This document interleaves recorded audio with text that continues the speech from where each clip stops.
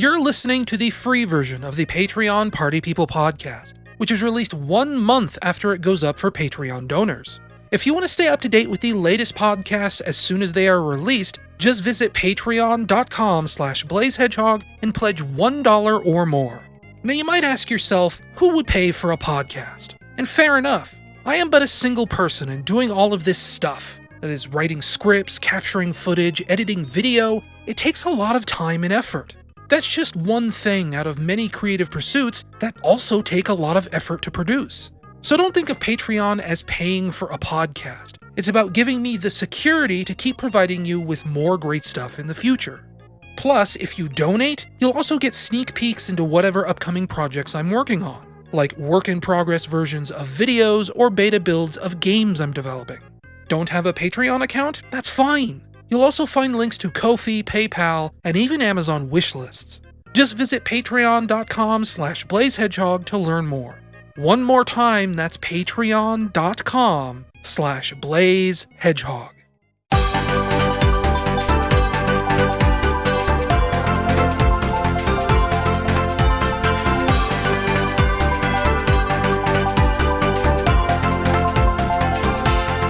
Hello and welcome to the Patreon Party People podcast.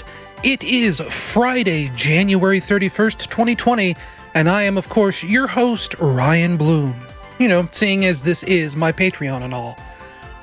Hopefully you'll be hearing this podcast soon.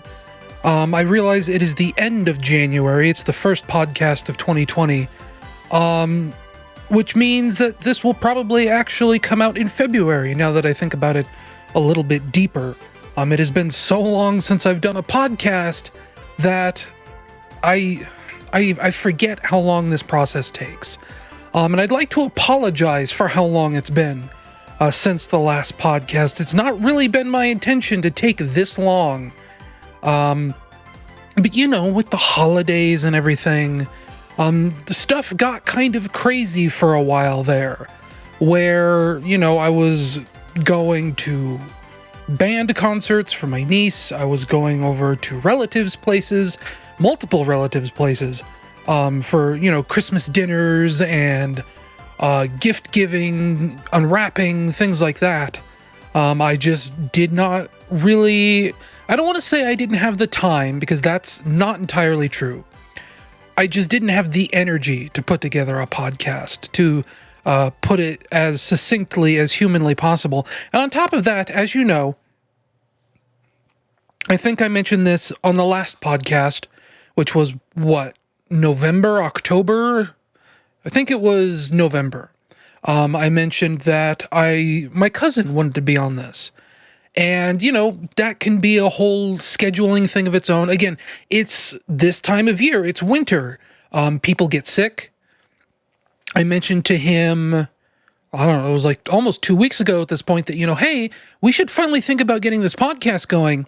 And then, like, within a day or two of me saying that, he got sick. So, you know, I've been feeling on and off for like 6 weeks now, like maybe I'm coming down with something, and it never quite sticks. But it's the kind of sickness where it's like, you don't want to take a risk of doing something, or it's one of those things where, like, I need to do the podcast right now, the moment I start feeling sick, because it could be, you know, weeks until I get it done.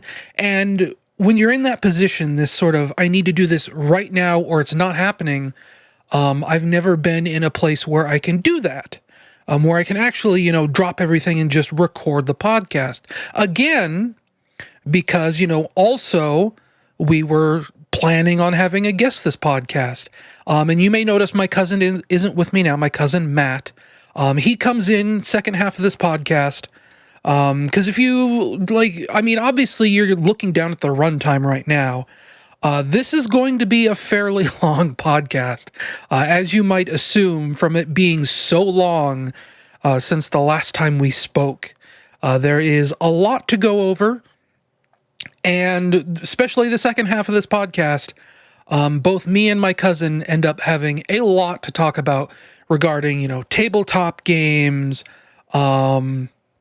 I finally got my Switch to spoil the second half of the podcast. I've been playing the crap out of that.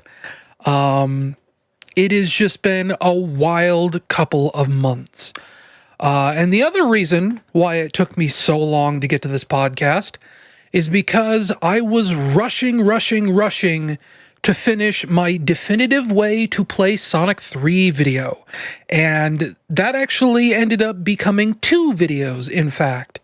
I spent almost an hour talking about Sonic the Hedgehog 3, between the main video, which is the definitive way to play Sonic 3, and then a couple days, 3 days later, I did a second supplemental podcast where I talked even more, mainly to address some of the comments and issues people were bringing up regarding, quote-unquote inaccuracies that I made in that video. Obviously, I will link both that video and the supplemental podcast in the show notes on Patreon, and if you're listening to this on YouTube, they should be in the video description down below this video. But you've probably seen those. That video, thankfully, did extremely well for me. Probably even better than I expected it was going to be.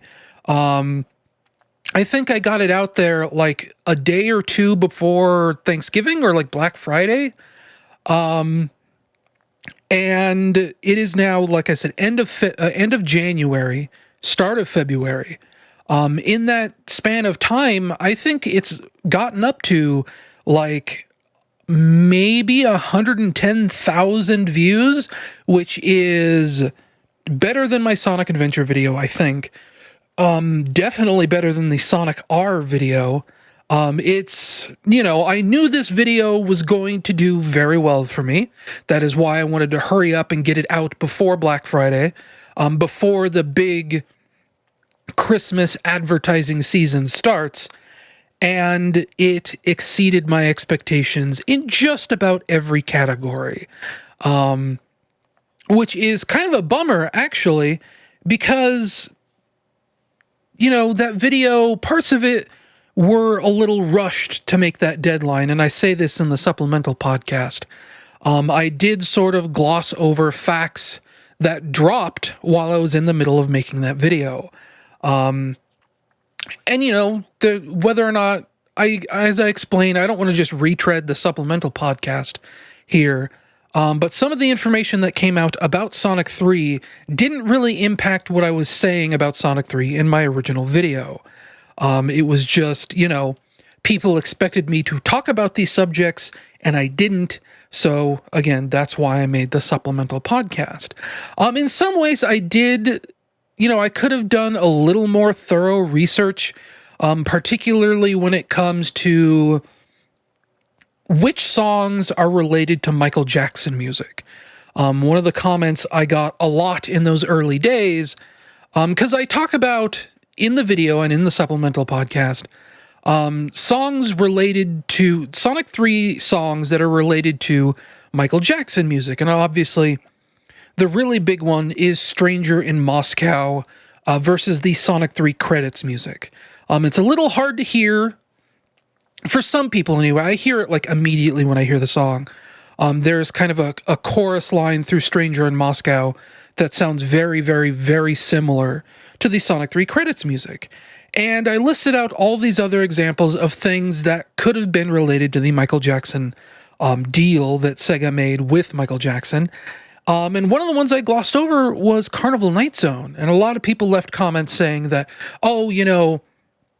Carnival Night Zone is related to this Michael Jackson song called Jam.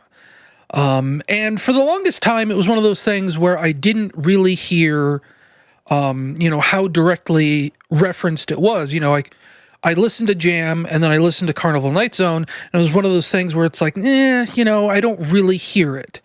What I ended up discovering after both those videos were out was that Sonic Retro actually has a whole page on breaking down each and every song in Sonic 3 with how it relates to Michael Jackson. And I'm talking about, it extracts voice samples from the game and compares them directly to Michael Jackson songs.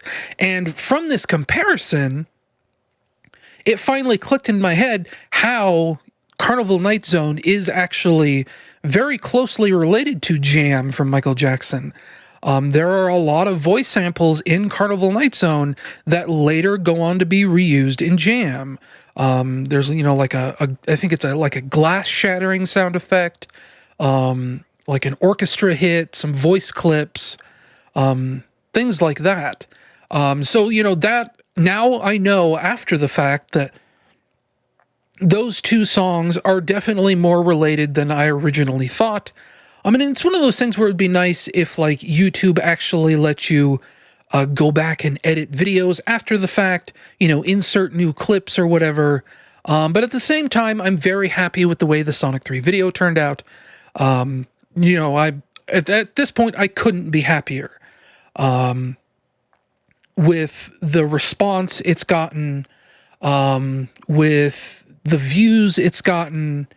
Even now in January, like the one thing I talk about in my supplemental podcast, again, trying to get this video out before the Christmas advertising season, because that's when you make the most money, right? And usually December 31st hits, you tick over into January 1st, and your revenue plummets, basically.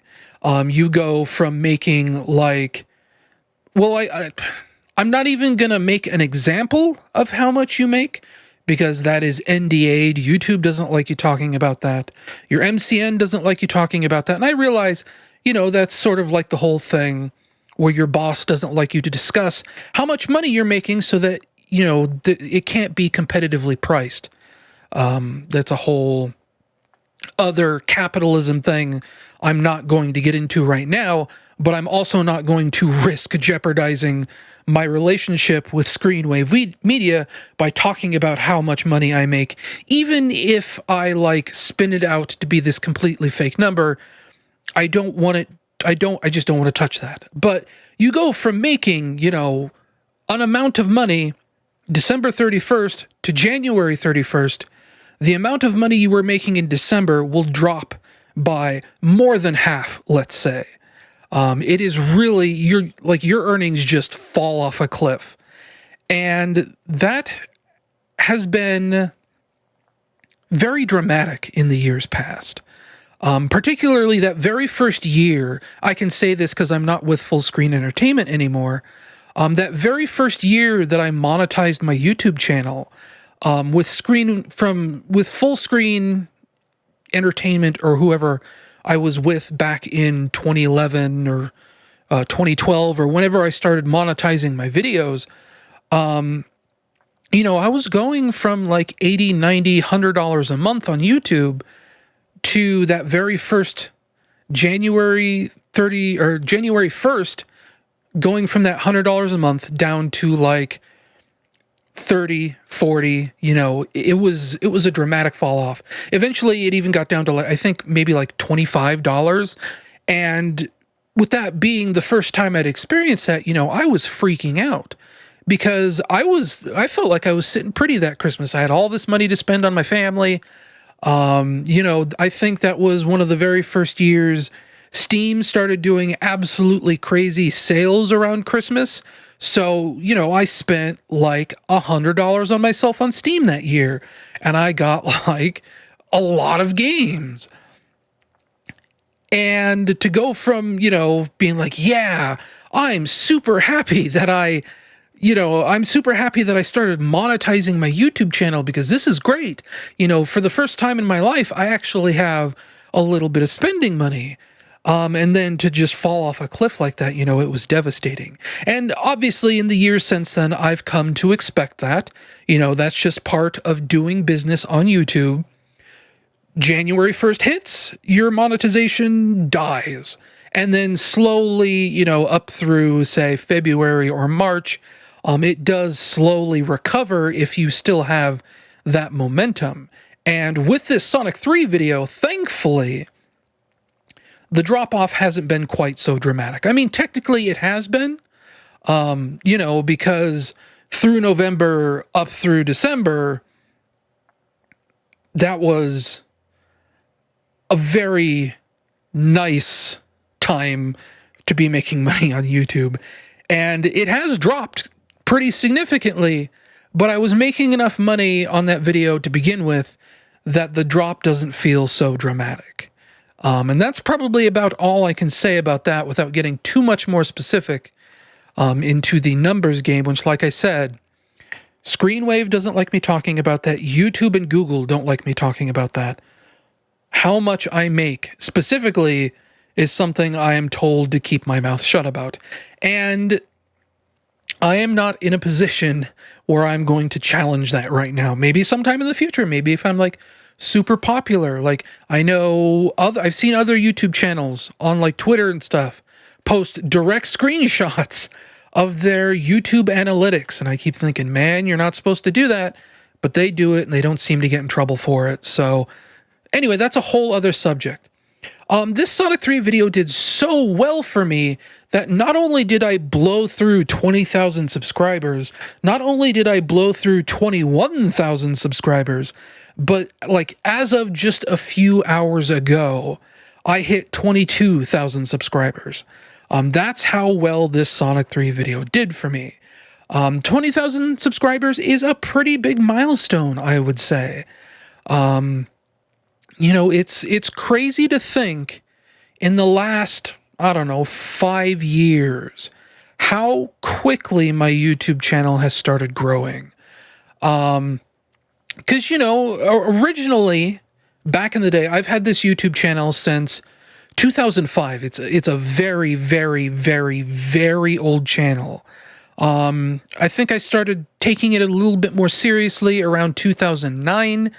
Maybe 2010. 2010 is when I first posted that Sonic 06 glitch montage, which, you know, was a firestorm of success. I talk about earning $100 a month through full screen back then. I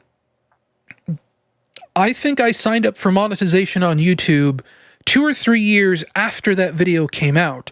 And I was still making, you know, $100 a month just from that video's success. That Sonic 06 video now has like 2.2 million views. It is far and away the most popular video I've ever had. But, you know, it took 5 years to get like 5,000 subscribers. And then in the 5 years since then, you know, it has been like exponential growth from there to go from like, it probably wasn't even 5,000 subscribers. You know, by 2012, when I started monetizing my channel, I probably had, you know, maybe 3,000 subscribers, maybe 2,000 subscribers. And to, in such a short amount of time, hit 20,000 subscribers just feels completely crazy to me.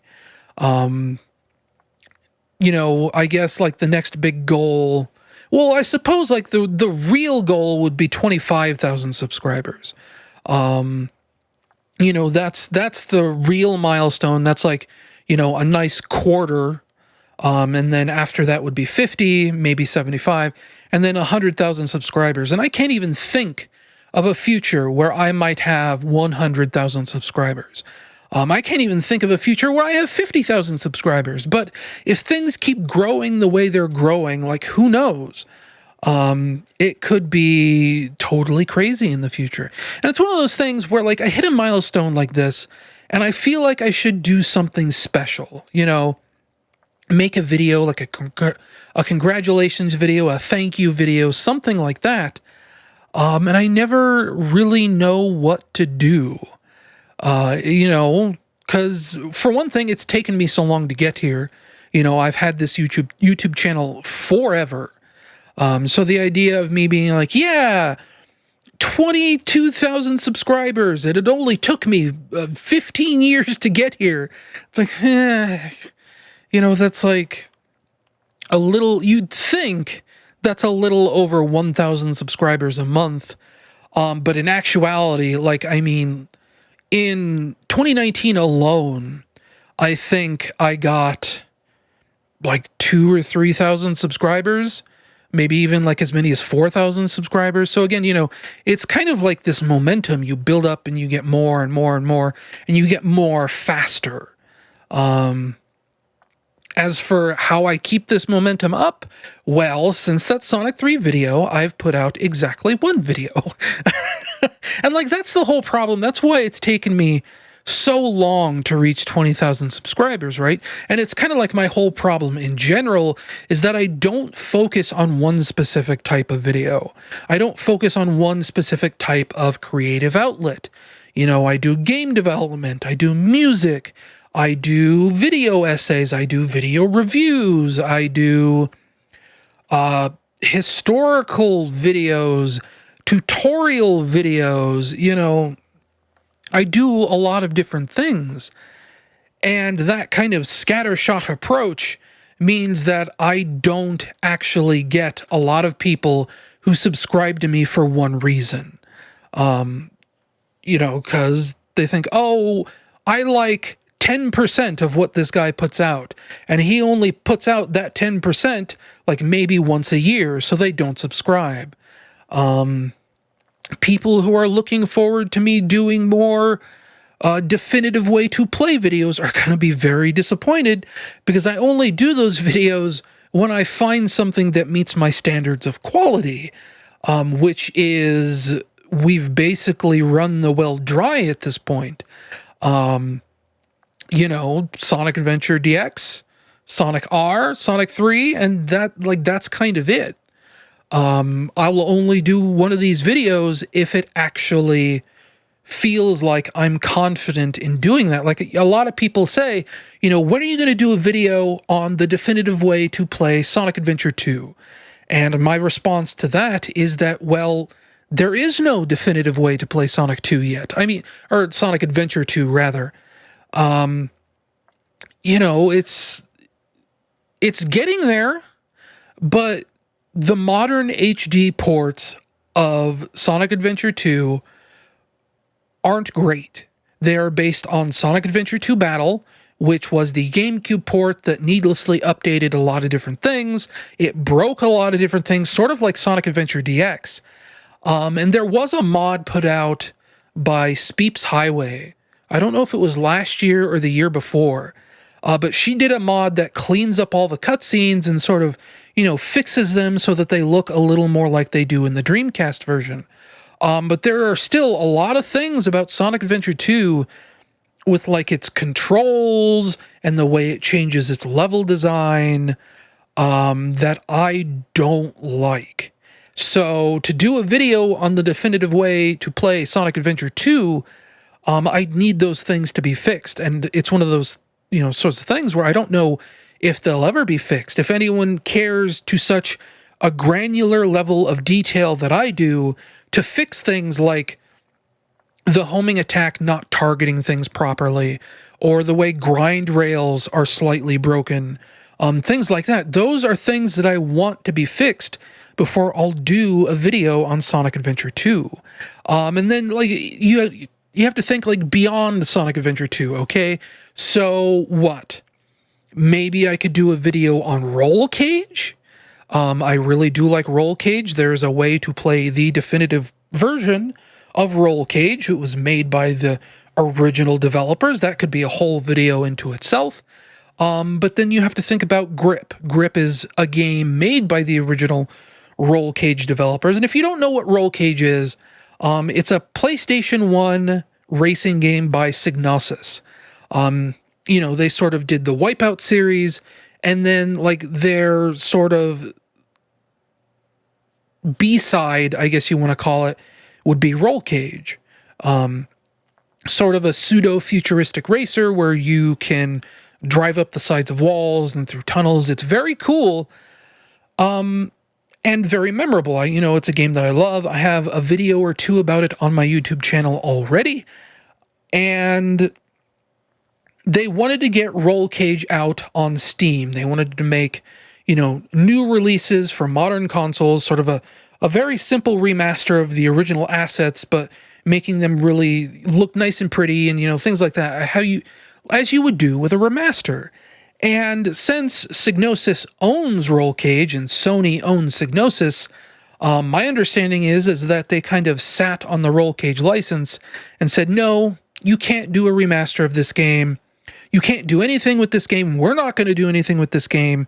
Just leave it alone. So the developers of Roll Cage said, okay, well, we're going to make this game called Grip. And Grip is basically just Roll Cage 3, as it were. So, I could do a whole video about that. Beyond that, what else is there? It would feel kind of silly to do a video about a widescreen patch for Tony Hawk's Pro Skater 3, even with, if you consider like the historical portion of it all, which, that ended up getting kind of out of control on the Sonic 3 video, enough to where a few people said that, I should probably change the name of the video because the tutorial section is very inconsequential. And, that's another thing about those types of videos, is that the definitive way to play Sonic Adventure required a tutorial because it was a very complex process to set all of that stuff up. And since making that Sonic Adventure video, that process has simplified greatly. You literally just install Sonic Adventure DX on Steam, and then you run a single installer, and you're good to go. There's no like dealing with mod orders. You don't have to download mods individually. The mods now automatically update themselves. It's gotten to be a very, very simplistic process. And that was the same thing with the Sonic R video, right? Yeah, it was a little complex to try and copy the files off the disk. But even then, running the installer was super simple. It was not this big, long, multi-step process. So, I may never do another definitive way to play video ever again. It might just be those 3 games, unless, something changes in the future or whatever. And at this point, maybe I could go on to make, historical videos more about the process of how games get made. Again, like people were suggesting with the Sonic 3 video, change the title. Don't make it the definitive way to play. Just find a new show title where I can talk about the history of a game and then, point people in the right direction on the way to play it in the modern context. And there's, I've been thinking a lot more about a video series that I think I pitched last year, about games that you can't buy anymore, games that you can't play anymore. And maybe that's the vehicle for that, give it a little bit of history, why you can't buy it anymore, why you can't play it anymore, and then give alternatives on how to keep playing it in the future. Like, that's actually something I just now thought of while I was talking about it out loud, that I could actually connect the two concepts like that. That's actually really smart on my part. Anyway, that's the whole Sonic 3 video. That's the subscriber milestone. Big last 2 months here on YouTube. Even bigger was the fact that, so for a long time, I've been talking about wanting to buy a Switch, and around July of 2019, I think I finally admitted on a podcast that I had enough money to do that. But for some reason, I kept saying that I wanted to hold on to that money. I didn't want to spend it on the Switch right now. And I never said why. And the reason for that is literally 2 days after I'd saved up the money to buy a Switch, I started having, let's say, a medical problem. I found a lump on my body somewhere, and the very first place your mind goes is cancer.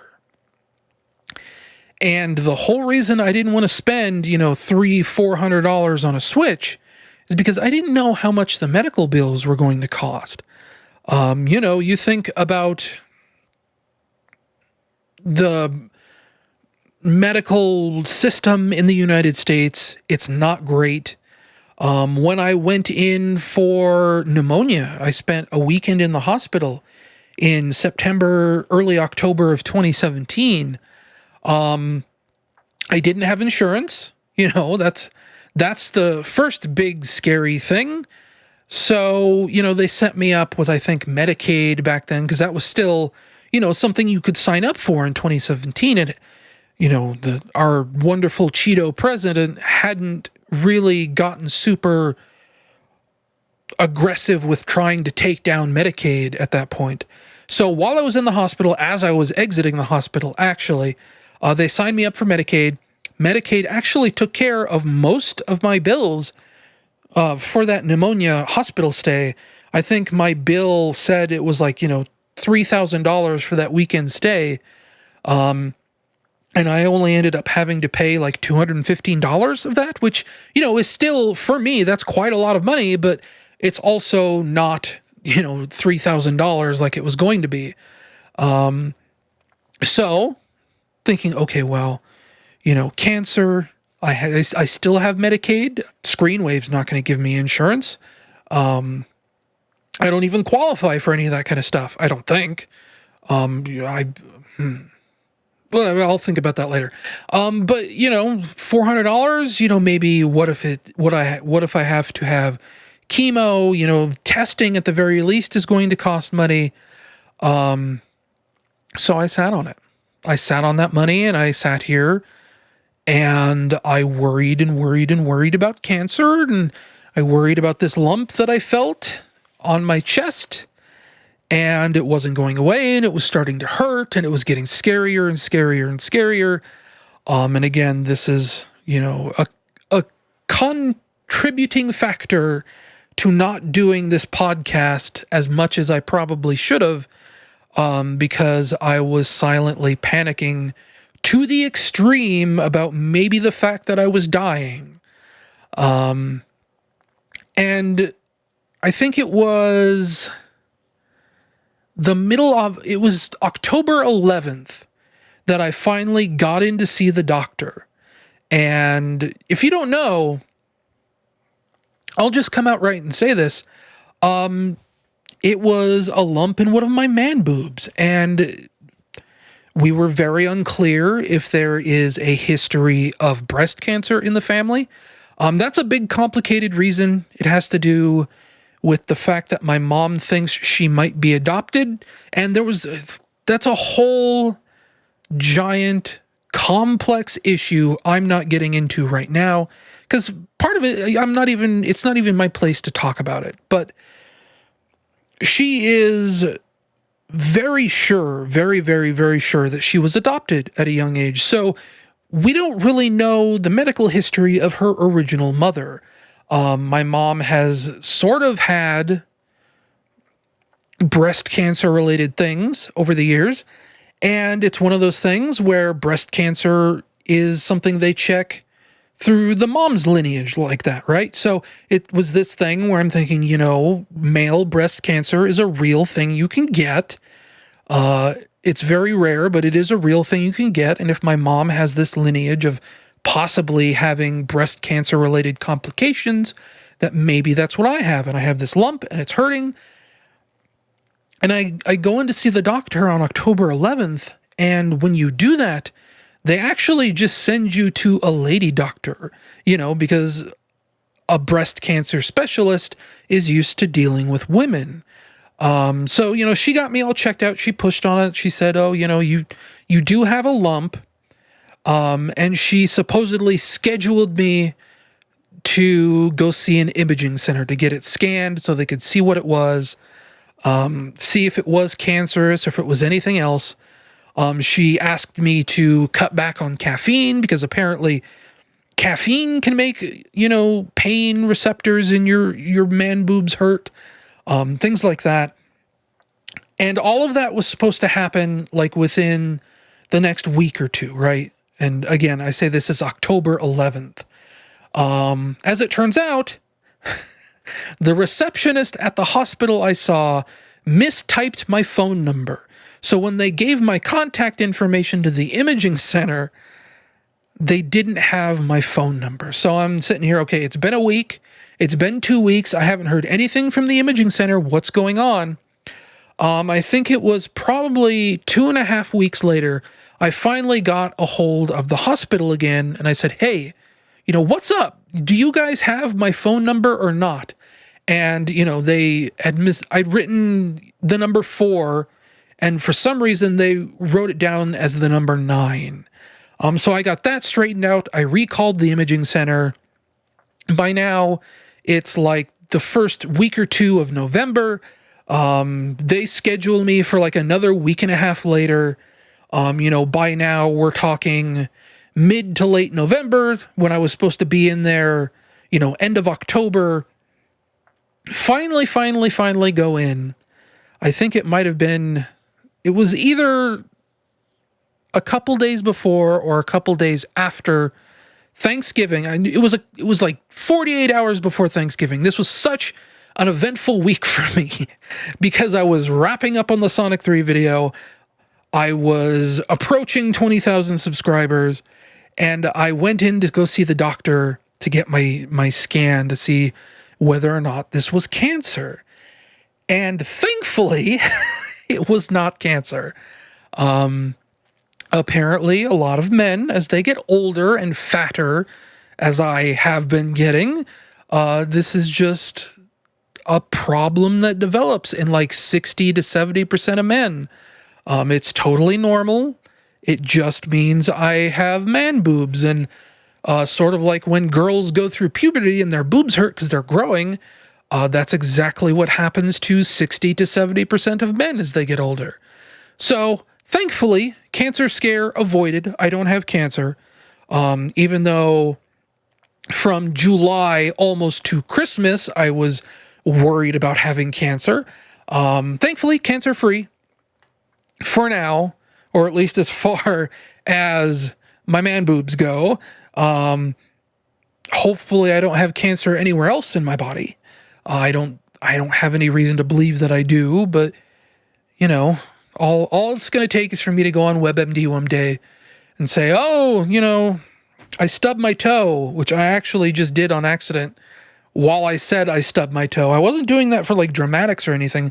I don't know if the microphone picked that up, but I did just jam my toe on my desk.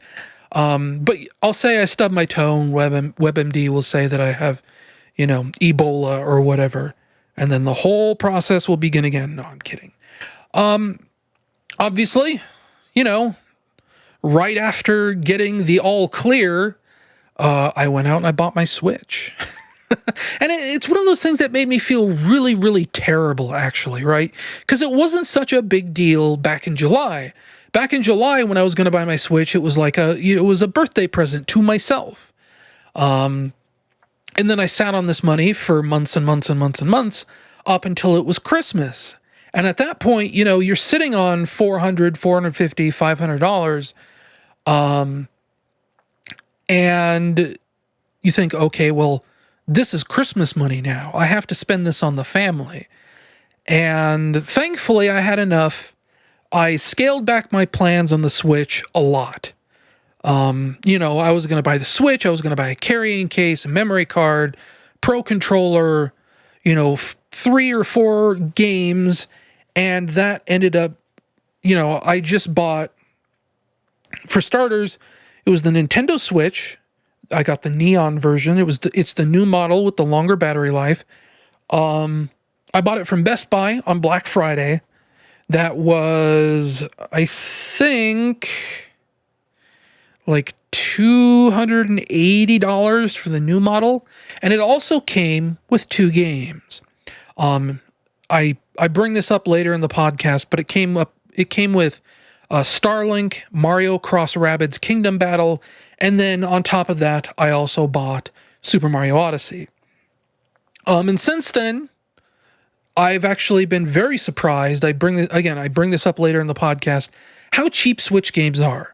At this point, I have something like 15 or 17 Switch games, because they're just, it's sort of like Steam, where games go on sale for like $1.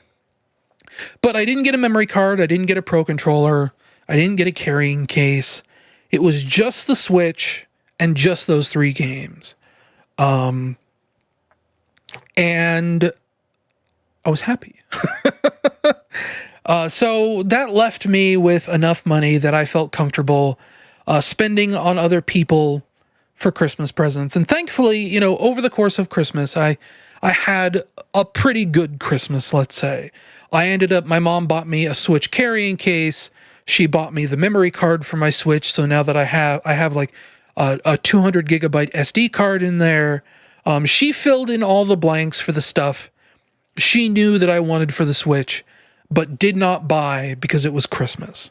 And then beyond that, the things she got me, mostly it was just money for Christmas this year. Which I'm actually I'm totally fine with. I kind of almost prefer money, in a way, because it just means that I can buy whatever I want. There's no confusion over what if I don't like this present? Instead, I just buy exactly what I want. But it's also kind of depressing in a way, right? Because I said, I went to family for gift giving, and to sit there with a greeting card with a gift card in it, while everyone else around you is spending, 20, 30, 40 minutes opening actual gifts, you do kind of feel left out a little bit. But, then you get home, then you go on Amazon, then you order something, and it's all good again. For Christmas, with my Christmas money, I ordered a microphone arm, which I've used to set up and stream a little bit more. Maybe you've seen that. I've done 2 or 3 streams with this microphone arm, since getting it. I got some new sound dampening foam to put around my bedroom, so that when I do stream, it's not so echoey. I still have the mic box. I still love the mic box. I'm actually using the mic box right now. But just for an impromptu stream, having the foam set up around my bedroom is usually good enough. What else did I buy with that money? It might have just been those 2 things. I also bought a Pro controller for my Switch with the gift cards I got for Christmas. And I didn't buy a real Switch Pro controller. Here, I'm reaching off to the side to grab it. I think I talk about this later in the podcast with my cousin. I got the 8-bit Do SN30 Pro Plus, and it's been pretty all right. It has its quirks. It's sort of like if the Super Nintendo controller and a Sony DualShock had a baby. It's got the kind of DualShock stick setup. It's got a Nintendo D-pad. It's got very nice triggers. It's a shame that the Switch doesn't actually use triggers. But it's a very enjoyable controller. The D-pad can feel a little crunchy sometimes, and it's had some Bluetooth sync issues with the Switch every now and then. I'm also a little bummed out that the 8-bit Do doesn't wake up the Switch. So I actually have to turn the Switch on and then turn the controller on, which is kind of weird. But it's a good controller. The only other complaint I'd have about this 8-bit Do SN30 Pro Plus or Plus Pro, whatever, the start and select buttons are kind of far away. You really have to stretch to reach them, which kind of sucks. Also, it's a little hard to hit the screenshot button, I've found. It's not as easy to press as you'd think. You can't just, like on the Joy-Cons, you can't just reach down and snap a picture super quick. You do have to put quite a bit more force into the button than you'd probably expect. But it's a good controller. I use it. It is my controller of choice for the Switch currently. And it works on the PC too, though it's a little weird getting it to work on the PC. With my DualShock 4, I use it through Steam, the DualShock 4 being the PlayStation 4 controller. I have the PlayStation 4 controller connected through USB to my computer. There are kind of DualShock 4 drivers for Windows 10 that kind of sort of work. And then Steam picks it up and it just goes from there. It kind of more or less treats it like an Xbox controller, though, again, I have an article I've written about what a nightmare that kind of is in its own way. But with the 8-bit Do controller, you can't just plug it in over USB and have it work on your computer. Windows 10 will see the controller. It'll know it's there, but it won't actually receive controller input unless I open 8BitDo's weird software, their weird configuration tool. As long as I leave that open, then it does get input from the controller, but if it's closed, the controller basically doesn't work in Windows at all. It's very strange. I don't understand why it does that. But, you know, I have PlayStation controllers that I use on my PC. I don't necessarily need to use the 8BitDo on Windows right now, so it's not something I'm really worrying about. It's just a weird quirk if you're thinking about buying one of these things in the future. It's something to keep in mind. I think that's all I wanted to say as far as things I've done since the last podcast. As for future plans of things I'm going to be doing, I should probably wrap up 2019's leftovers. I still have to do that judgment review for TSSE News. You know that I've been big on doing a Shenmue video for a while. Though with Shenmue 3 out now and we're past the big Christmas advertising season, I'm thinking about putting that Shenmue video on the back burner for a little while. I know the script is almost done.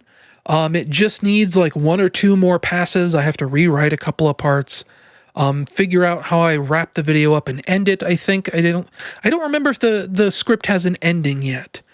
But you know, it feels like the moment has passed for a Shenmue video like that.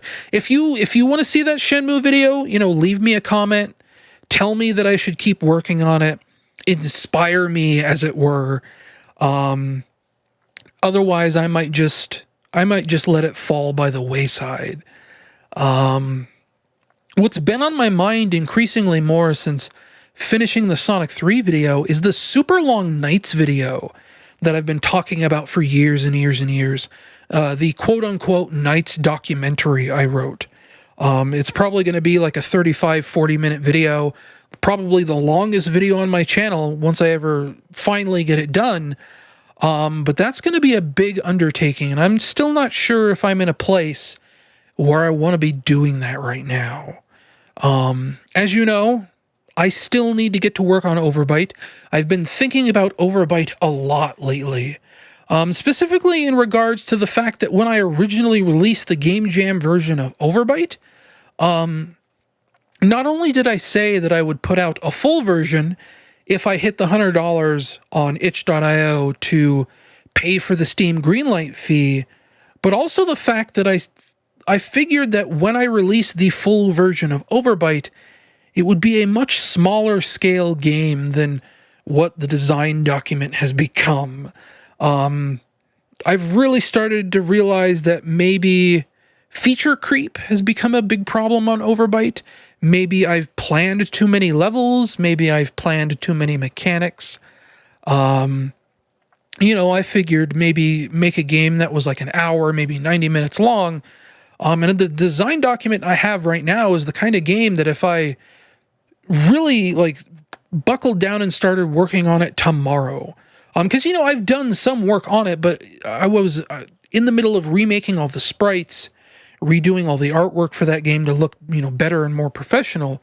If I started work on the engine tomorrow, the design document as it's written right now would probably take me multiple years to complete.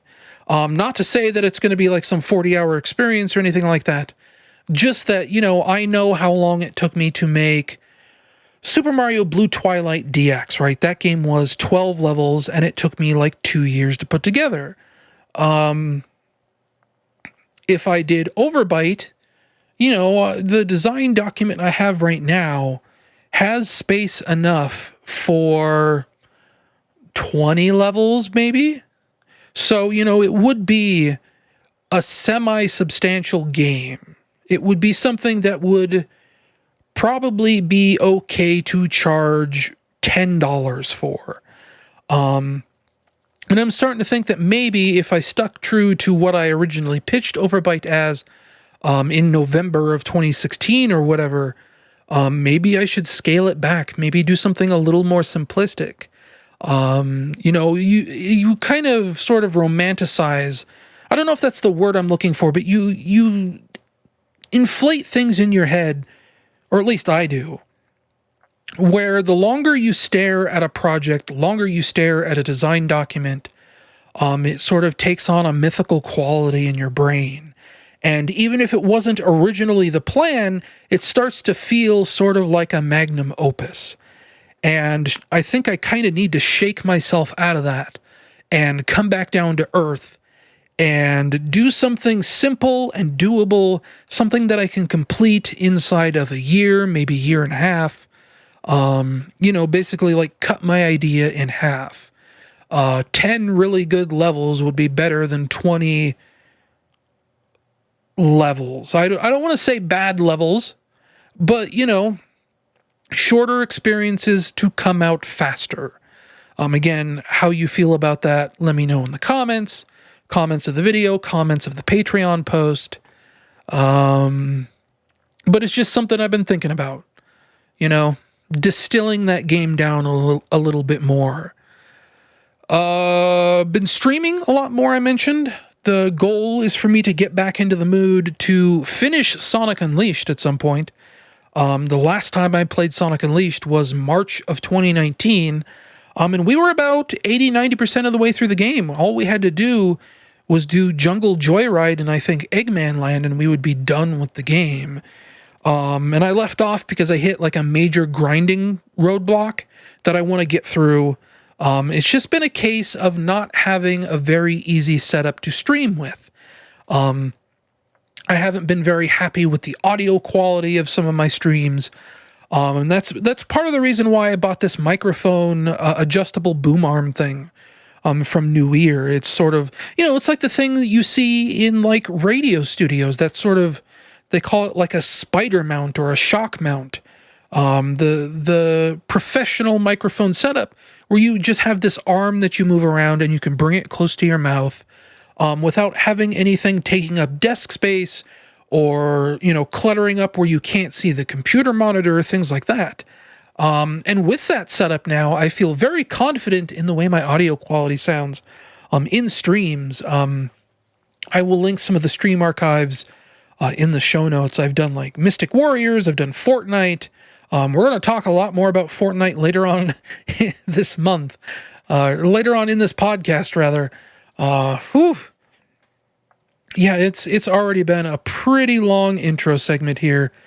So I should wrap it up actually, because that's getting close to the end of my notes here. No middle segment this month. This podcast is long enough. I don't really need to say a middle segment. We haven't had any mailbag questions anyway. So, I don't really have anything to say in a middle segment. Even my cousin who was on the podcast. Wait a minute, did we? It's been so long.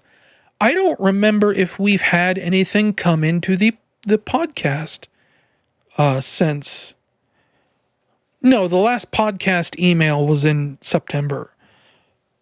So it's not a big deal. But again, no podcast questions. So the podcast is long enough. Don't really need to belabor the point. I'm thinking maybe to fill in the middle segments. Maybe I'll start reading old Tumblr asks. 'Cause every now and then, like something I said months or even years ago will come up, in my feed. Someone will give it a like or whatever. And I'll reread this super old Tumblr ask and I'll think, yeah, I made some good points here. So maybe I'll start reading those off in the middle segments. If we don't get any questions from the podcast donators, if you are, a Patreon donator and you want me to read a message off in the middle segment here, just send an email to, what is it? It's, you're gonna pay for this! And, it doesn't have to be a question. It can be a message. If you want me to promote your friend's indie game, if you want me to, Do whatever else. Say literally almost anything. As long as it's not lewd or illegal. If you pay me cash money dollars on the Patreon, I will say something out loud. And actually, I'm scrolling now because I do actually have something I want to say. We may not have had a question for the middle segment this month on Patreon, but we did get someone who attached a message that I'm supposed to say out in a video, but I decided I'll also say it here in the podcast. I'm just, digging into my podcast emails. Not podcast emails, my Patreon account. Sorry. I know I sound a little bit distant. I sound a little bit scattershot. I'm just trying to bring up the message here. Anyway, what I'm trying to get at here, someone actually donated to my Patreon with the intent of me promoting their friend's indie game. So instead of going to a middle segment, we're going to actually talk about this indie game here. You may remember years and years and years ago, there was an indie game that I really, really liked. It came out of the Mario Fan Games galaxy. It was called Psycho Waluigi.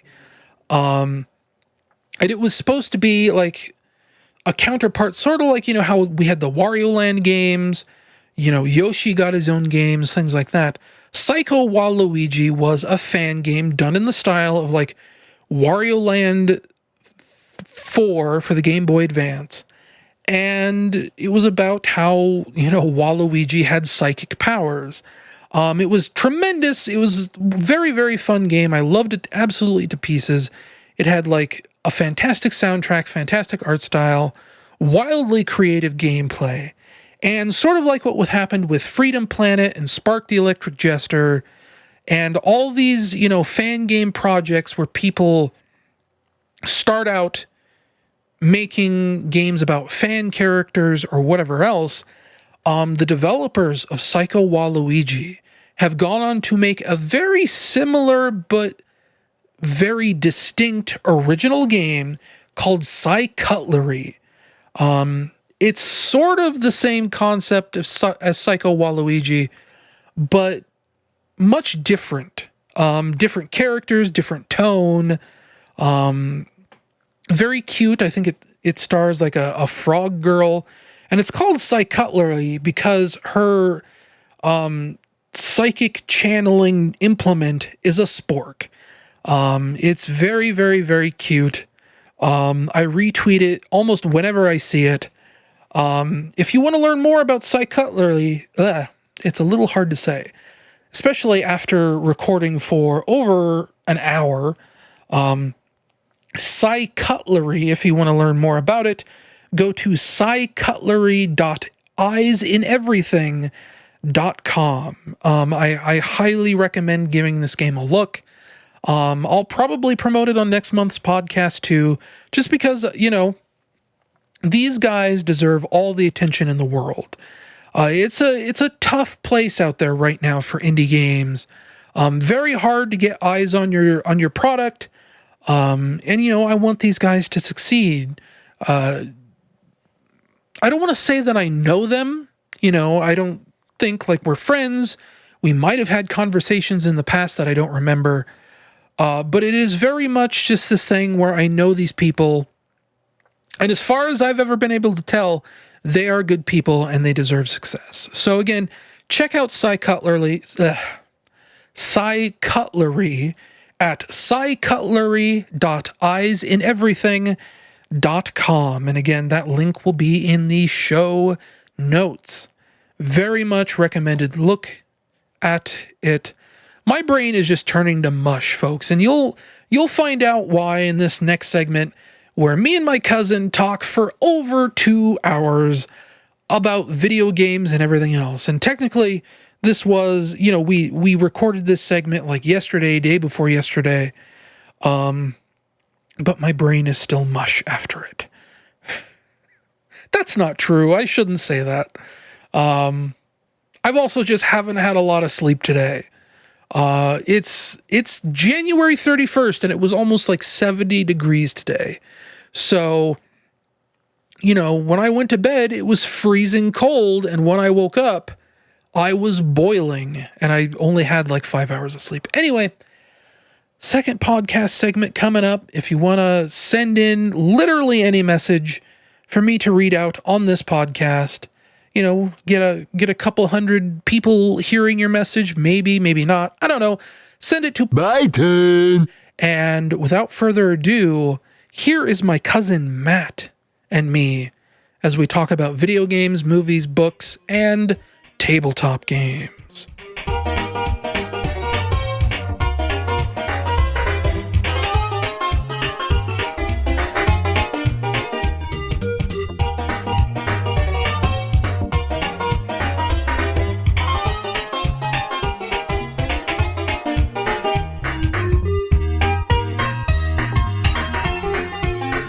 And we're back, and here's my guest, my cousin Matt. Hello. Hi, hello. It's me, Matt. Back again, your boy at Krispy Kreme. 2020, rocking hard. 20 money. Eddie Money. I listened to the Eddie Money Longmont Potion Castle last night when I was going through all those. Oh, I probably don't remember that. Like when you linked the one about Tough Shed,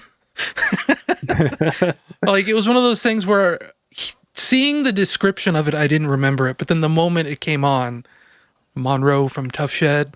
Lady, this is Monroe. I'm going to get you all specced out. I'm going to take your measurements, get you erected. I'm going to strap you on the back of my motorcycle, put on a demonstration. I'm going to whoop you. Because we're tough. Oh, I'm already losing track of what I was going to talk about. Videos and games. Yes, videos and games. Normally this is the part of the podcast where we just talk about media we've been ingesting. Do you want to take it from the top? Because mine's going to be very long. Well, not necessarily very long, but longer than usual. I will start with games and then let you go. We'll go back and forth. How about? Okay, sure. Games, movies, yada, yada. Yeah. I don't have a ton of games, so mine will be short. I have checked out the new PUBG map as of recently. Africa. Kraken. Yeah. I'm pretty burnout on that game.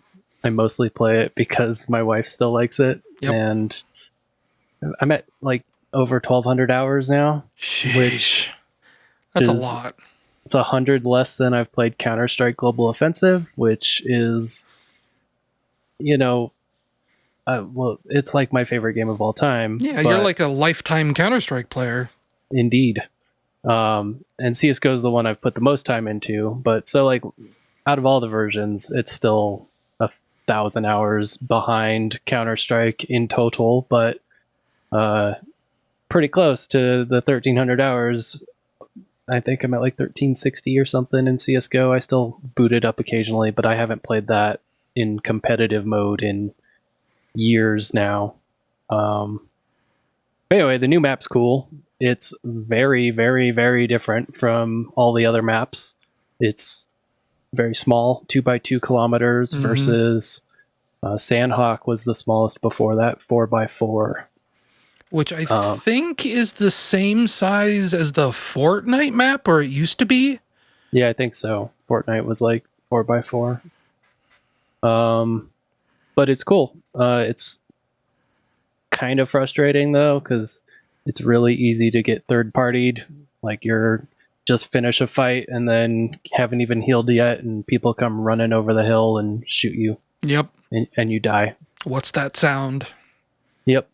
One cool mechanic, well, a few cool mechanics. They added sticky, like C4 that plays a cool little like Nokia ringtone because it's powered by a cell phone. It's pretty goofy and fun. And it can blow up walls. There's just specific walls that can blow up. And then it de-emphasizes camping by blowing up buildings sporadically throughout the map.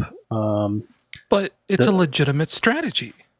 It is, but I don't know. They don't want it to be in that map, at least. You know, you can camp on the other maps, but that map you kind of got to run and gun a bit. So we've had some good games. We've had some very bad games on that map, but haven't played it too much so far. Yeah. I've been chipping away at The Witcher 3 since like 2016. Which is kind of what you do with those kind of games. Yeah, I'm at like 60 hours or so. Character level is 23. It feels like I just kind of started the last act of the main storyline, but then there's like 60 more hours of DLC content that I could go through if I wanted. Yeah, that's right. I forgot that like the DLC is all like full-size stuff. Yeah, like one of them alone is like 45 hours just to get through the main content of it. And I do a lot of the side stuff. I started back into it because, not to jump ahead, but I watched the Netflix show and it got me re-interested in it. So started playing more of that over Christmas break and put in like 8 more hours, and then kind of had my fill because sort of like a Kojima game, you end up watching more of that game than you do actually playing it. Yeah. Like there's main quests, there's side quests, and then there's like contracts. And contracts are probably the least story intensive, have the shortest cutscenes, but the side quests and the main quests, you spend like half an hour watching a cutscene before you go and do something that's usually kind of trivial, and then come back, and then it's another like half an hour of cutscenes. Sheesh. And they're good, but you know, you just kind of got to be in the mood and take that game at its own pace. But it's good. I still want to chip away at it, and I have it set to the easiest difficulty, which I think is called just the story. So, you know, if I bumped it up, maybe I'd kind of have more to do with it. But for the most part, just the story is really what I'm interested in. I'll break up the monotony a little bit by doing contracts, which are specific monsters to kill that you find on notice boards around the world. But unlike Skyrim or other games like that, I've never really felt inclined to just wander and explore. It's mostly sticking to the roads, fast traveling between most locations if I can, and knocking out the story stuff and trying to find Ciri. Witcher 3 is fun. I've played a little bit of Enter the Gungeon. I think I played it originally back in like 2015. That sounds about right. That's probably about when it came out. Yeah, and it was free on Twitch Prime last month, December, I think. Yeah, and my coworker started playing it during downtime at work, and then we started kind of being competitive about it to see like who could get farther into the Gungeon. And they definitely improved that game a lot since when I first played it. They got a lot better at dangling the carrot, so to speak. And it's kind of interesting with that game. From what I understand, like the developers, they put so much into that game that they actually got like super burnt out on it. They had like all these DLC plans for it. And at some point, I think it was last year, they said, actually, guys, we're burnt out. All DLC plans are canceled except for the very last one, which was, I don't know, like the Gunslinger or something. Yeah. And they're just done with that game now. Or they will be soon. It's done. It's been done for a while. They had their final update. And yeah, I read that like blog post or whatever too, and it was like they mentioned something specifically about the code base just being so spaghetti at this point that anytime they try to do something, it like breaks the entire game. Yeah. And that's contributed to the burnout. So I could see that. I know how Yeah. that gets. yeah, so it had a good run, and it was obviously successful enough that it's been ported to consoles. I have it on Switch, even though it's not really the funnest game to play on Switch. I don't know how you would really. I don't know. I like it as a roguelite or roguelike or whatever you want to call it, but I think I prefer Dead Cells if I'm playing it like on a console or on a gamepad in general. Have you played Dead Cells on the Switch recently? Is like the frame rate any good on that? Yeah. Yeah, I bought it on Switch after they released their big like, "Hey, we fixed it" update.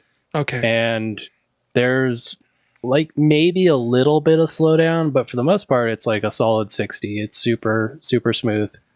But I haven't played it very recently, but after they had that big patch, it's been fine for when I did play it. So Because they had Dead Cells on Game Pass, and I thought that was really fun. And then I thought, once I get my Switch, I'd kind of like to play Dead Cells there. But then I heard that, that port was a little shaky, and I didn't really know if it was any better or not. yeah, as far as I've gotten, it's been fine. But that's one of those types of games, sort of like Spelunky on the Vita. Spelunky on the Vita plays super smooth and fine all the way up to like the 4th level, and then things get real chunky because all of a sudden the levels are bigger and more complex, and there's a bunch more enemies and stuff. Yeah. So it may not be that great after a certain point, but I've gotten pretty far in it and didn't really have any issues. Right. And that's playing handheld. I never play docked, so with less horsepower available. Sounds good. Yeah. Other game stuff has mostly been tabletop stuff. Ooh. So I guess if we're counting back into December, we being me and my 2 coworker friends have started playing stuff pretty much every lunch. Playing some kind of board game, tabletop game over lunch. It started with Munchkin, it's Munchkin. Ugh. Like, isn't it like super random? Yeah, and it's really, well, it can be random. I mean, it's both random, but it's able to be strategized, but it's just nothing but stabbing each other in the back. There's really, I don't know. So the mechanic is there's 2 decks of cards, door cards and treasure cards, and you go around in turns, opening a door. So you pull 1 door card, and if it's like a monster, you have to fight it. 1 sec. Sorry, I had to burp. So if it's a monster that you pull from the card, you have to fight it or try to run away, which requires like rolling a dice and getting a 4 or higher or something like that. And if you fight it and can beat it, which you beat it by having equipment that you get from the treasure deck, and you basically gain levels by beating these monsters. So beat a monster, gain a level. First person to level 10 wins the game. And as you defeat monsters, they give you treasures, and the treasures give you bonuses, and some of those bonuses are things like very standard RPG stuff, like a helmet, a sword, a shield, things Right. like that. And some of them are things that are like, I can just add 5 health to any monster, so if another player is about to win, I can screw him over. And so there's a lot of that. You know what that sounds like? In our Discord, how sometimes we play this game called 100% Orange Juice? Yeah. That's kind of what this sounds like, but Orange Juice is a little more simple than that, but it's a lot of the same concepts where you're kind of moving around this board and fighting monsters, and whoever gets to the max level wins. Yep. Yeah, that's basically it. So up to level 10 wins. And the other thing is you can ask people for help. So, I'm level 5, this monster's level 7. who wants to help me? I'll give you one of the treasures that he gives you. Right. And so there's this sort of bartering system, but then once the kind of shit hits the fan, people are you just got a target on your back, and everyone's going to do everything they can to keep you from winning. Yep. And so it kind of ends up not being the funnest. And yeah. My sister really, really likes that game. Yeah, she has like a bunch of expansions, doesn't she? Yeah. And they really forced us to play that a lot. And the base game on its own is like, it's fine. Like, it's a fun enough, easy to play, fast to play game. You can get through a couple rounds in like an hour. But what they did is they had all these expansion packs and they combined them all. Ugh. So into one mega deck.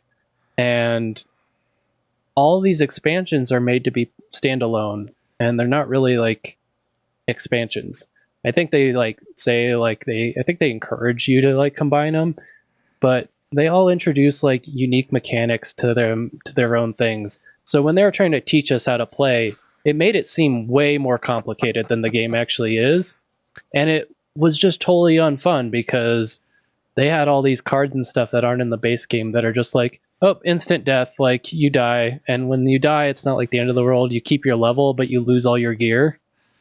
And it was just like that after that. So you'd like somehow scrape yourself through a fight with this monster, and then they'd just play some bullshit card that would screw you over completely.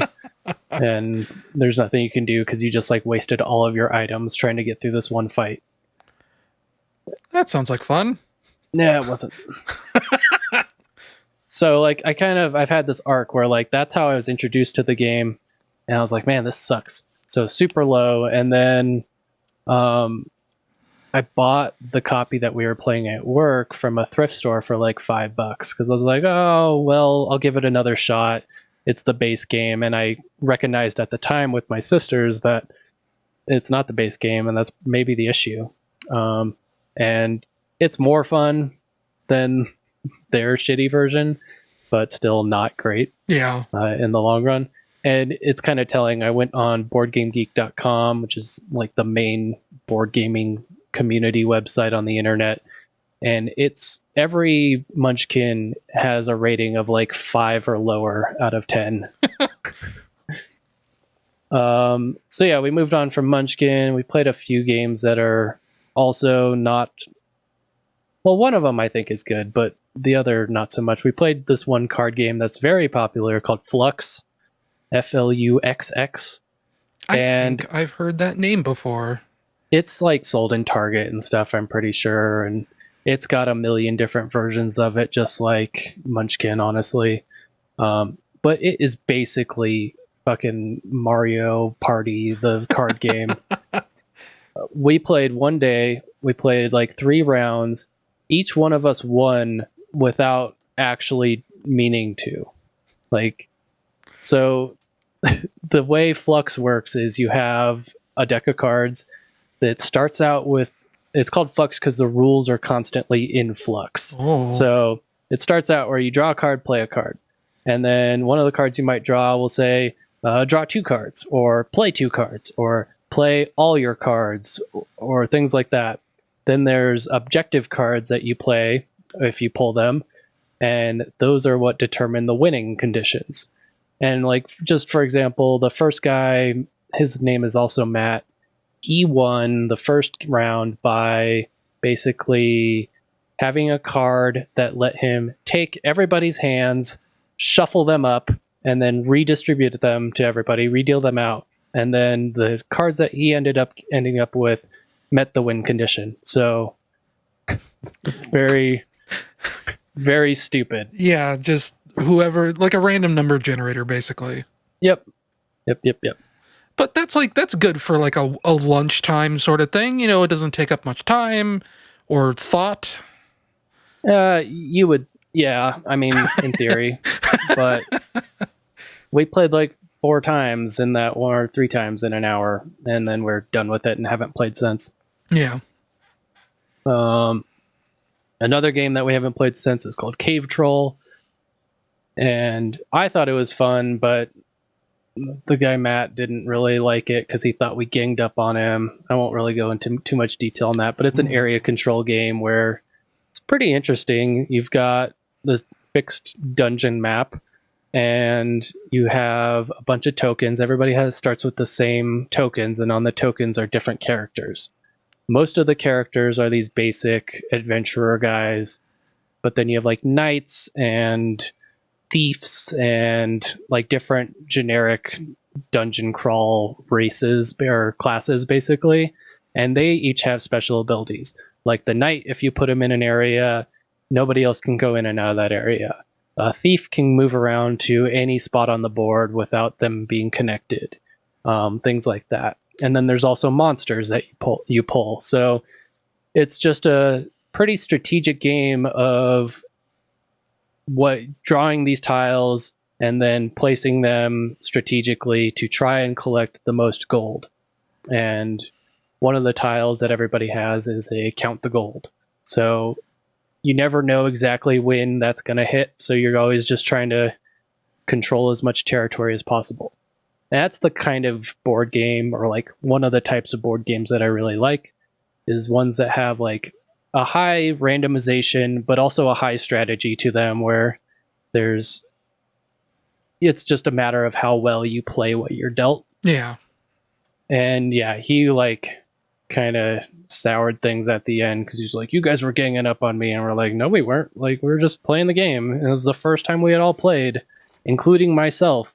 I bought this was another game I bought used somewhere for super cheap, and it just sat on my shelf and never got played until I brought it in.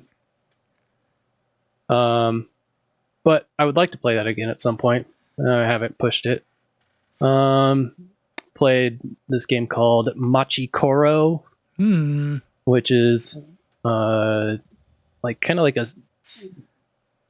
what would you call it? I don't know. It's sort of like a resource gathering type game in a way. Like a Catan. Kinda. So it's almost like a deck builder in visual appearance on the table. You have all these different cards. Different cards on the table. Yes. And they're all laid out in like a grid. So you have like wheat fields, and I'm trying to remember them all. Wheat fields and convenience stores and coffee shops, and they cost money to buy, but they can also produce money. So each card has a dice value on it, and they have a condition on it. So like the wheat field is, if anybody rolls a 1 on a 6-sided die, everybody gets $1, or every wheat field gets $1. So if you buy like 4 wheat fields and someone rolls a 1, you get $4 no matter what. And then there's some that are only effective if you roll that number. And then there's some that are effective by, if somebody else rolls that number, you get money from them, kind of thing. So pretty high strategy and pretty fun, pretty quick to play. Would recommend. Sold at Target and stuff. It's like a $20 cheapo game, but it's actually pretty good. That does sound like Catan from what I remember of it. Kind of. I mean, Catan has the whole board element and the trading. Right, so, yeah. I guess since I've only played like the Xbox Live Arcade version, I'm not really familiar with the board setup. Yeah. All the hexagon tiles. Yeah, and the longest road and all that stuff. Oh yeah, I forgot about that. Man, I haven't played Catan in forever. Yeah, I haven't either. And I've also only played it on the Xbox version, which hasn't been ported or made available on the Xbox One, so that sucks. A version just came out on the Switch like last year. Because I remember I was looking it up. I forget why I was looking it up, but I think I was trying to see if the Xbox 360 version was like Xbox One compatible or something. And actually, it sounds like the Xbox Live Arcade version has been discontinued entirely and just wholesale replaced with this new version that came out like a year or two ago, which is now also on the Switch. Huh. Yeah. I have not kept up. I have Catan, like a physical version, and it has never been played. I I have like only unwrapped it. I don't even think I've like popped any of the stuff out from it. No, that's another one of those that I need to get to at some point, because I'm sure the dynamic is different in person and not playing against computer people. Yeah. What else? Samurai is another game we played recently. That one I actually played with my internet friends when I met up with them back in like 2006. Wow. And I recommended. I was like, "Hey, maybe this game would be cool." And then one of the coworkers just was like, "All right, yeah, I'll order it," and bought it. And we've played that once so far. I want to play it again. It's definitely going to get played again. It's another like super high strategy, somewhat randomized but fixed sort of games where you have this map of Japan. It's all hex based, and then there's 3 types of castes, is what they call them, but they're basically just like little totems. There's castles, there's Buddhas, and then there's rice fields. And so you take turns placing these around the map on certain spots of the map that can receive them. And then the actual gist of the game is having these tiles. Everybody starts with the same set of tiles, and you place them on the board in order, or like by turns. So I place a tile, and then the next guy gets to place a tile. And you surround the totems, and your tiles have like influence values to them. So one could be like, oh, it's 4 influence to rice. And once that totem gets fully surrounded, you add up who has the most influence for that resource, and then you get the totem if you're the one who has the most. And then by the end of it, there's this big scoring component, but it gets pretty strategic, and because especially like it plays up to 4 people, but with 3 people, you're like trying to think like, oh, has this guy, like, what has he gotten the most of? Should I try to be like blocking him from getting another Buddha, or should I just play my own game and try to pick up more of my rice paddies? But yeah, so pretty deep and well regarded. It is one of those classic games, as they say, sort of like Catan, just not as well known. 2 more.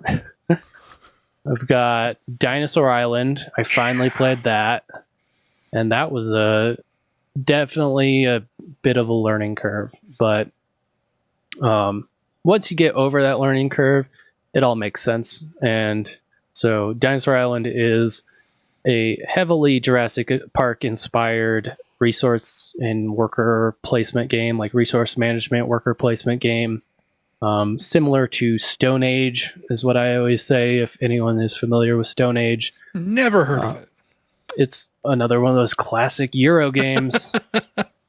But yeah, Dino Island takes cores, like the gameplay mechanics is over 5 phases that kind of cover the gamut of collecting DNA, spending that DNA to create dinosaurs, and you put those dinosaurs in your theme park, and then there's a whole park management aspect of it. So the turns basically go, I'm going to put my scientists on different spots on this one board to either collect DNA or increase my DNA cold storage so that I can store more DNA to use. Then the next phase is purchasing special abilities, not really special abilities, but like workshop upgrades. So here's an upgrade that lets me build or create more than 1 dinosaur a turn, stuff like that. Attractions like one's called Clever Grill, and it's a barbecue. And those get placed in your park and can have people attend them, and that gives you money or victory points.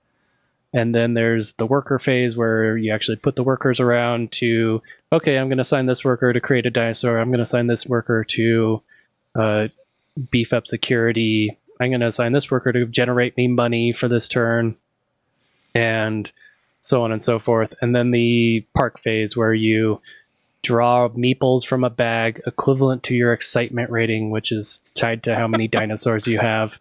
And some of those people can be hooligans who get into your park for free and then don't actually generate you any money. So you want to avoid them. And then there's like, yeah, piracy. And yeah, then scores get tallied up, money gets made and stuff. Oh, and in the worker phase, you also have to kind of pay attention to your threat level and security levels. So you have to pay to increase your security levels. And your threat levels increase based off of the dinosaurs in your park. And another thing in the first step that I forgot to mention, but basically, if your threat level is too high or higher than your security level, your dinosaurs get loose and eat somebody for the difference in security level. So if you're like two threat level above your security level, it eats 2 people. And then those obviously don't generate you any money. So it's Jurassic Park Operation Genesis, the board game. Yeah, basically. That's a good way to describe it as well for a video game analog, or I suppose the GP new one. Evolution. Yeah. Jurassic World Evolution. Get it right. Jurassic World. But yeah, that game is a ton of fun. I definitely want to play it again. You can pick the game length by the like winning objectives. So there's like objective cards that you shuffle up, and there's long, medium, and short games. We picked short, and like it took us still like 2 hours to get through that, me and Melissa, but that was because we were learning it. And then once we like had it all figured out and could get through turns, like 2 or 3 turns without having to look at the rules and reference them to make sure we were doing something wrong or not, the game ended because we met the win conditions basically. So nice. Definitely got to play that one again. It is a table hog though, man. I sent a picture to the chat room with you guys. Like, it covered my whole table, and it was just the 2 of us playing. Yep. And I have the expansion pack too, which we didn't even touch, and that lets you play with up to 5 people. I'm like who has the room for this? And then last and probably least, I joined a tabletop RPG group and have played one session called Dungeon World, which is based on the Powered by the Apocalypse engine, which is pretty popular. Like Austin Walker's Friends at the Table podcast, that's the systems they use, are Powered by the Apocalypse stuff. And I think I've heard the name Dungeon World before. Yeah. It's pretty popular for that subset of tabletop RPGs. Like, for anything that's not D&D, it's, I would say, pretty popular. Really enjoying that. Having a lot of good, or really enjoyed it the one time I got to play. I'm playing a barbarian named Hogarth. And it's very it's very improv heavy and collaborative in the improvisation of like building the world. That's probably like the most unique thing to me, coming from my D&D side of, oh, you have to prep everything and I'm the DM, I got to make sure I have a story to tell and everything. And Dungeon World is very much just like, so you're walking up on the city, like, what's it look like? And then the players are like put on the spot to start, just... That sounds interesting. Yeah. And then the mechanics are like super streamlined and really propel things forward. So unlike D&D where you use like a D20 and add your bonuses or whatever, you still have bonuses and it's still the same base stats, so like strength, charisma, intelligence, wisdom, whatever. And but you roll 2d6 dice. And if it's a 7 or higher, it's a success. Or maybe if it's like 10 or higher, it's a success. If it's a 7 to 10, it's like a minor success. So like you still get what you want, but or accomplish what you're trying to accomplish, but there's some sort of repercussion. If it's a 6 or less, it's like supposed to be a total fail, or it's up to the DM really. But it really simplifies things and pushes the tension really hard. Like the whole session, we played for like 4 hours. The whole session was like more intense and like oh my god, I'm going to die in my first session kind of feelings the entire time that I always wanted to create that tension when I ran D&D, and I never felt like I usually did. So I had a lot of fun with that. Sounds good. Looking forward to playing more, and I'm sort of sprinkling the idea on my work group, like, hey, we could always play this, and I think it would be a lot of fun. But it's like lukewarm responses, because neither of them have ever played or had any interest in playing a tabletop RPG. Yeah. Well, it's hard to get into that mind space sometimes. I've struggled with that a little bit when Yeah. you've suggested I play a D&D or something with you. Yeah. And I totally understand. And that's why I'm like, okay, well, maybe this one would be like, I think this would be a good anyone's first tabletop RPG, because it really puts the characters first and foremost. Yeah, very collaborative. It's very collaborative. Like, we spent the first like half an hour just me. It was supposed to be me and two other guys, but one of them didn't show up, so it was just me and the other guy and the DM, just sort of figuring out how me and this other character know each other and what we're doing and where we're heading. And then it just kind of like, oh, now we're into it. We're walking through this forest, and oh, you see this like weird murky puddle in front of you. What do you want to do? Okay, I'll throw a rock into it. Okay, you throw a rock into it, and a slimy tongue shoots up and grabs it. And suddenly a frog attached to that tongue emerges from the puddle. What do you do? Like, I don't know. I guess I'll draw my sword and see what happens. And kind of goes on from there. And with how it's all paced and everything, it just felt really good. And the character creation is super simple. Like, that's the other thing with D&D. Character creation can take like an hour plus, maybe longer if you're going through everything and wanting to be detailed about it. But like, the character creation sheets, or the way you go about character creation in Dungeon World, is super fast. You can roll up a character in like 15 minutes. And yeah, that's basically been my life. Lots of tabletop, some PUBG, so on, so forth. And The Witcher. Which I want to get back to. Yep. So I guess that puts the burden on me now. Yep. Well, as people may know, for a very long time, I have been saving up for a Nintendo Switch. And something came up. I finally had the money in July. Didn't want to spend that money because, I was worried about potential medical bills that I wasn't really telling anyone about. And now that I've gotten past that, I finally could actually just spend the money on the Switch. So that's kind of mainly what I've been playing for the last 2 months. And like, one of the things that shocks me the most is how cheap games on the Switch actually are.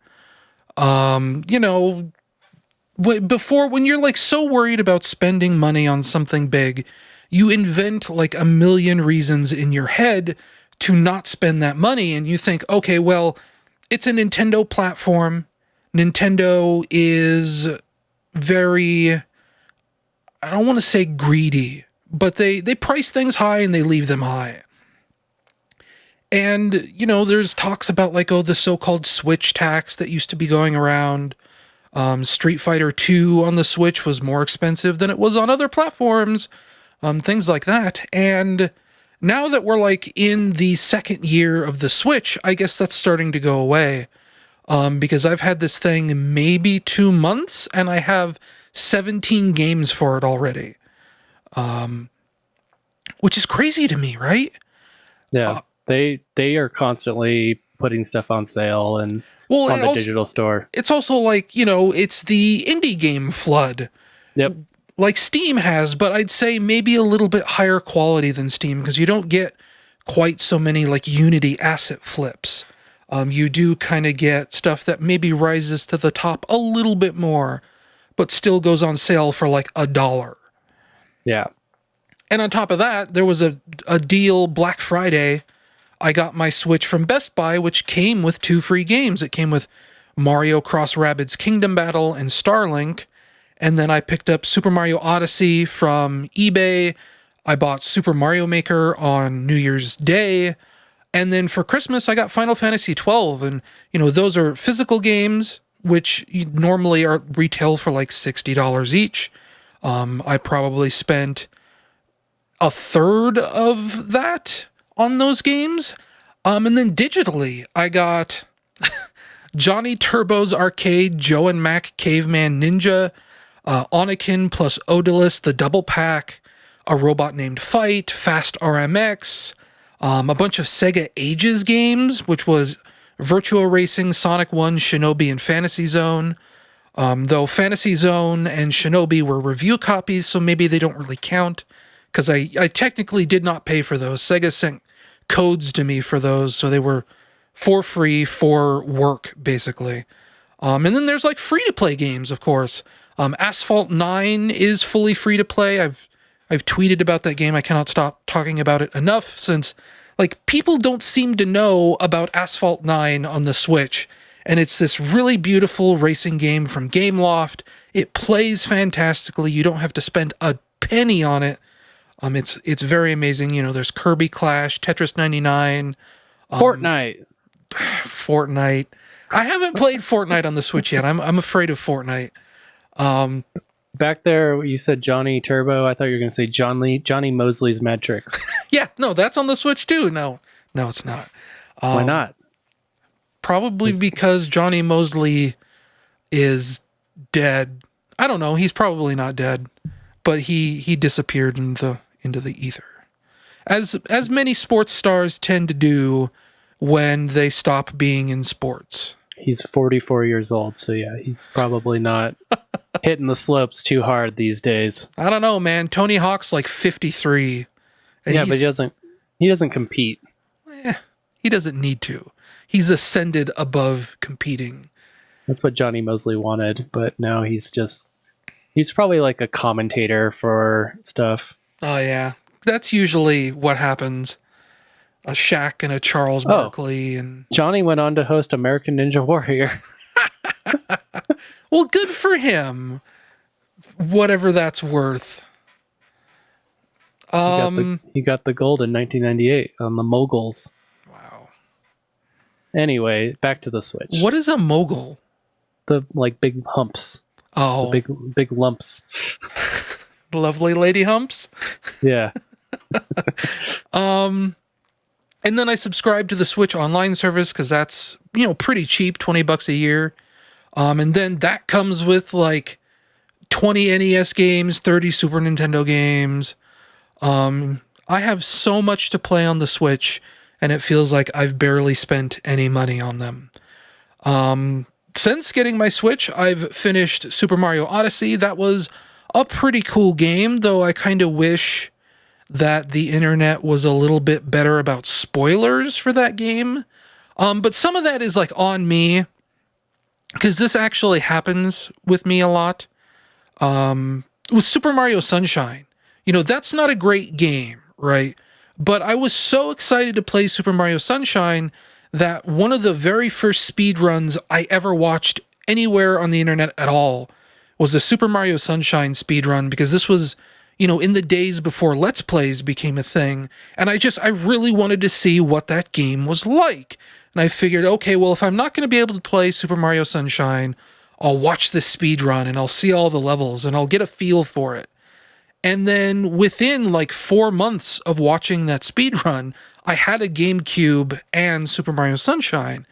Same thing happened with the Switch. I was on the fence for a really long time. Do I want to switch? Don't I want to switch? And then a Let's Play channel called Super Best Friends did a full, complete Super Mario Odyssey Let's Play, and I watched all of that.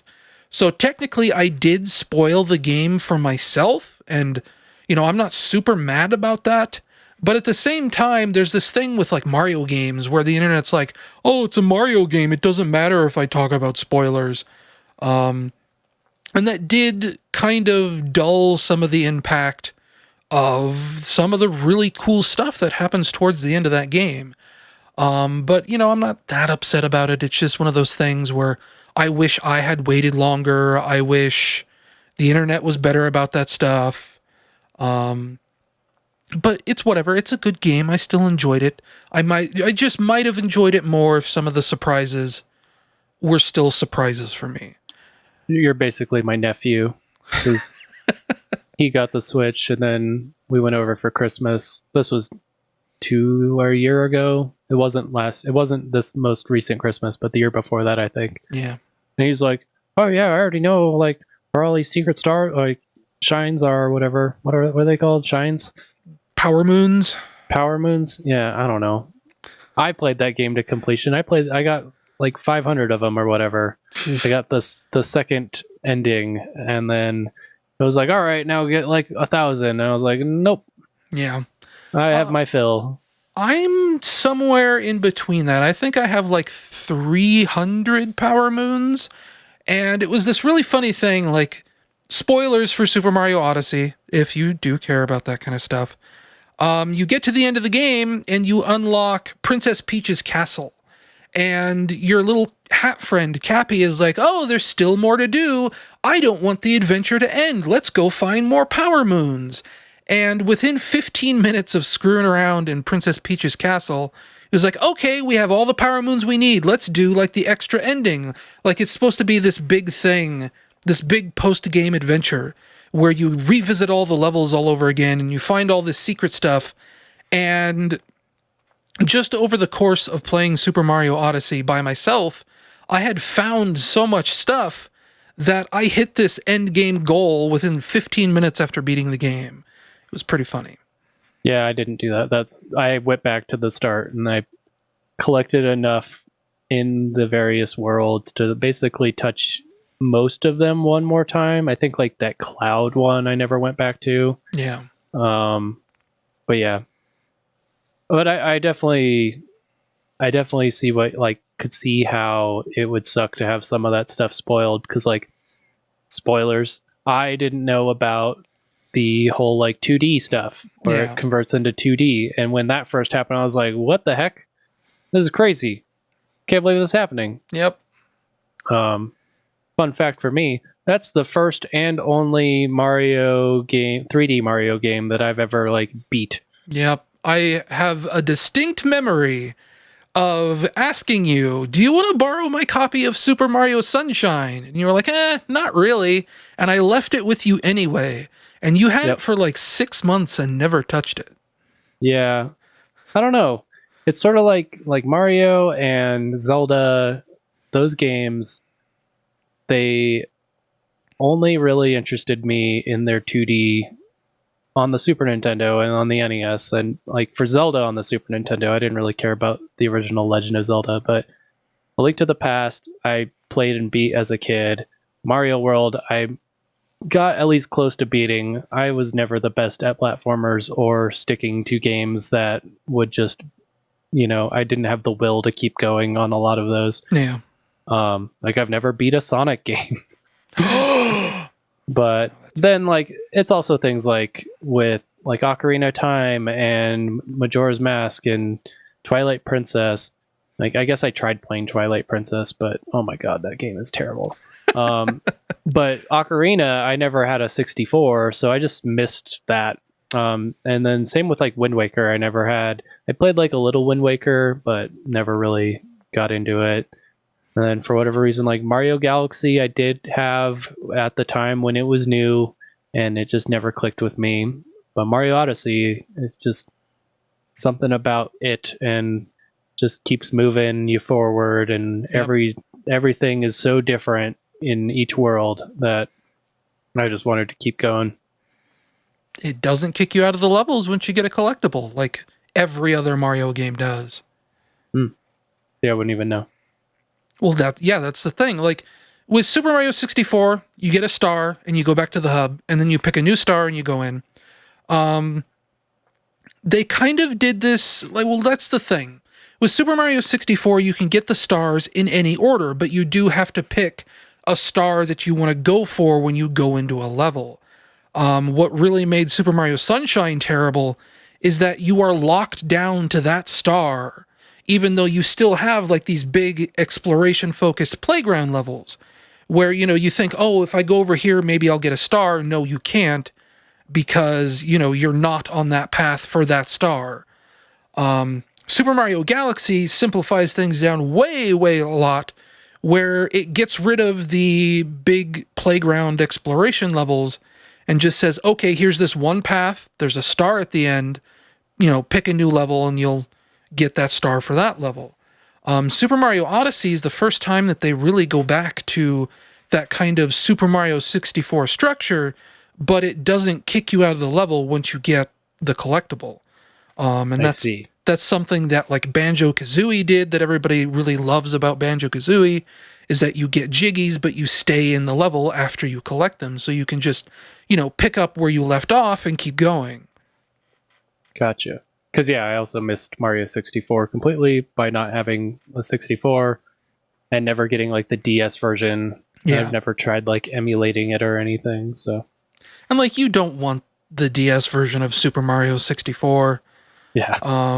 That game invented analog controls, so to put it on a system that doesn't have analog controls, like, what are you doing? Yeah, exactly.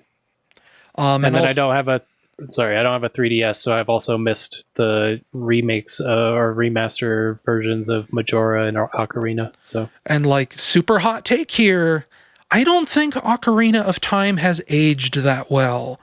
I was also never super hot on Wind Waker either, and I hesitate to say that I hate Twilight Princess, even though I literally have an article on my website called I Hate Twilight Princess. I just realized that. I've played enough of that game to know that it is not good. It's just slow. Yeah, like I spent like 3 hours and before it like opened up, and then I was like, well, I'm never playing this again. Yeah. But like, I played Ocarina of Time on 3DS. I don't know if it was last year or the year before. And even that just felt like such a grind. It is, it's important, it's revolutionary, but we've come further than that. And I just don't have the patience for that game anymore. And I got Wind Waker with my Wii U, and I played like up to probably the first or second dungeon. I was like, nope, I don't have the patience for this anymore. So I don't think you really missed anything there. But like the Mario games, skip Sunshine, but Super Mario 64, I think, it looks really dated, but I think the gameplay still holds up pretty well. I like watching speedruns of it at the very least. Yeah, that Super Mario 64 speedruns are incredible because Mario is so mobile in that game, and that's one of those things that like later Mario games tried to simplify a lot. They got rid of like all his like twists and flips and jumps and spins and everything and tried to get back to like a more simplistic sort of gameplay. And I don't know. That's another one of those things that Odyssey really gets back to, is kind of having like this really complex movement system with the way you can throw your hat, jump out off of it. Yeah, get out, jump off your hat, throw it again, then maybe jump off of it again if you're good enough. And it really rewarding that kind of gameplay where, they stash like coins and stuff in places where you'd never think you were supposed to be able to get to, but they know you can get out there and they put stuff out there. Yeah.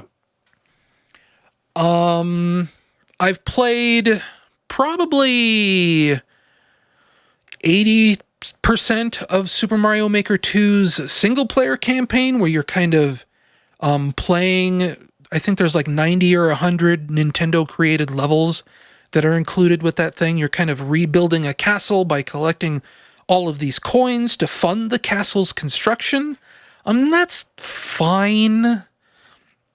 It's really weird how Super Mario Maker 2 just doesn't feel as creative or as fun or as surprising as the original Super Mario Maker. Like, I find myself having fun with those levels, but it just feels like there's something missing. And I keep telling myself that once I get done with the single player campaign, Because I refuse to actually dive into like the course maker or any of the user made levels until I get through the single player campaign. And I keep telling myself that once I move on to Super Mario Maker 2 proper, to other people's levels, that maybe then it will finally click together. But as far as like the single player campaign goes, it's just not really doing much for me. I mean, I don't hate it. You know, I'm almost done with it, but it has taken me like a month. I was going to say a month and a half, but I guess I bought it literally on January 1st. So it's taken me a full month to get through the single player campaign of that. When like with Super Mario Odyssey, you know, I burned through that single player campaign in like 2 weeks. Yeah. Which for a technically portable game is actually like really fast for me. You know, we go back to past podcasts where I was giving updates on Ocarina of Time and Final Fantasy VI, each for like a year in themselves. So to burn through Super Mario Odyssey in 2 weeks is like, wow. Yep. Have you messed around with the creation stuff? Not yet, no. I really do want to get to it here soon once I get through the single player campaign, because I have like a special stylus. For Christmas last year, I bought a stylus from my tablet, thinking that I could use it, you know, to draw with, and it's not really the greatest for drawing. But I've heard that that specific stylus works beautifully for Super Mario Maker 2 and making levels. So I'm excited to finally get around to that. I've been now that I've been. Does it like actually have touch controls? Because I thought that was like a big complaint that it No, doesn't. it does have touch controls. You're just supposed to fat finger it, and and this stylus is, you know, it has like a very fine point nub on it. It's probably about as close to the Wii U version as it's going to get. Gotcha. Yeah, I really wanted, like when Mario Maker came out on the Wii U, it was like I was looking at used Wii U's and seeing how cheap I could buy into that just to play that game, and then because it's like the perfect Wii U game. It is like what that system feels like it was made for. Yeah, and then I was like really looking forward to Mario Maker 2, and mostly I've only heard like what the Bombcast guys have said about it, the Giant Bomb guys, and it basically turned me off from it because they're just like, oh, they took out a lot of the stuff that made it like made the first one really great. Yeah, the creation tools aren't as like robust. You can't use the touchscreen like you did in the first one as well, I guess. Because yeah, actually, now that you said that it has them, I remember Jeff saying that he has tried like 2 or 3 different styluses and it's never like really clicked with him. He's just kind of been disappointed by it. Yeah. And like in terms of updates, you know, a lot of people were really excited for that recent Legend of Zelda update, but it does sound like maybe that came too little too late. So, I don't know. It's fine. It's just not great. Yeah. So I haven't bought it because all of those things, and it was like almost a system seller for me, the first one. Yeah. Oh, how the tables turn. And I guess digitally, I don't know. Like, I guess we'll start Joe and Mac's, or Johnny Turbo's Joe and Mac. This was something, I thought a friend was recommending this game to me because he had played it. Apparently he hadn't. He was just saying like, oh, you know, you like Joe and Mac. Here's Joe and Mac on the Switch. And I was like, yeah, I do like Joe and Mac. I'll buy Joe and Mac on the Switch. And it's the arcade version of Joe and Mac. And, you know, arcade games are all right sometimes, but sometimes you get this thing where the home port was better than the arcade version. And I would definitely say that was the case with Joe and Mac, where, you know, the home version has like this Super Mario World map screen, and it's been rebalanced to not be arcade difficult. And on top of that, this Johnny Turbo's arcade release just kind of sucks in general. If you don't know who Johnny Turbo is, which I assume you do not. Nope. Johnny Turbo was the unofficial mascot of the TurboGrafx 16, specifically the Turbo Duo. How could I forget? How could you forget? He got very infamous on the internet because of the ridiculous marketing campaign that they made for Johnny Turbo. In actuality, Johnny Turbo was a real person that worked for who did the Turbo graphics, like NEC or whatever, I don't know. Yeah. But he was a real physical person that, like, I guess he worked in the marketing department, and they wrote comics about him. His name was John Brandsetter, as much as you can believe, like a community manager or a marketing guy being called Brand Setter, you know. But yeah, that doesn't sounds like a pen name. Yeah. But this guy, you know, this chubby guy with this beard, and in these comics, he turned into this character, this superhero called Johnny Turbo. And it was still like the same schlubby guy with a beard, but now he had like lemon yellow goggles on. He wore a backwards baseball cap. He had like this ridiculous jumpsuit and like a laser gun that he shot. So he became Johnny mostly. Yeah, exactly. And the whole thing about Johnny Turbo was that he fought against the forces of Faker. And it was these like men in black guys in these all black suits, and they had black sunglasses and like fedoras on. And Faker, Feka, was supposed to be Sega. Oh. Yeah, so he was fighting against the Faker goons. Hilarious. Because, the Sega CD, it's coming to get the Turbo Duo. The Turbo Duo was the first CD game system on the market. It had Sherlock Holmes first. I don't know why I said. Oh, wow. Yeah. Oh, yeah. Oh. Sherlock Jones. I love that guy. Sherlock Jones, the CD FMV adventure game. And and, he gained tons of infamy on the internet for this ridiculous marketing campaign. Everybody kind of forgot about Johnny Turbo. But enough people remembered, like people like me, remembered Johnny Turbo for this really stupid comic book advertising campaign, that he decided to bring Johnny Turbo back, this John Brandsetter guy. And now he's doing releases on the Switch where he's releasing, I'm blanking on their name now. They made Joe and Mac, like Data East, I think is the original developers' names. He's doing all these Data East releases on the Switch, and I think maybe the PS4.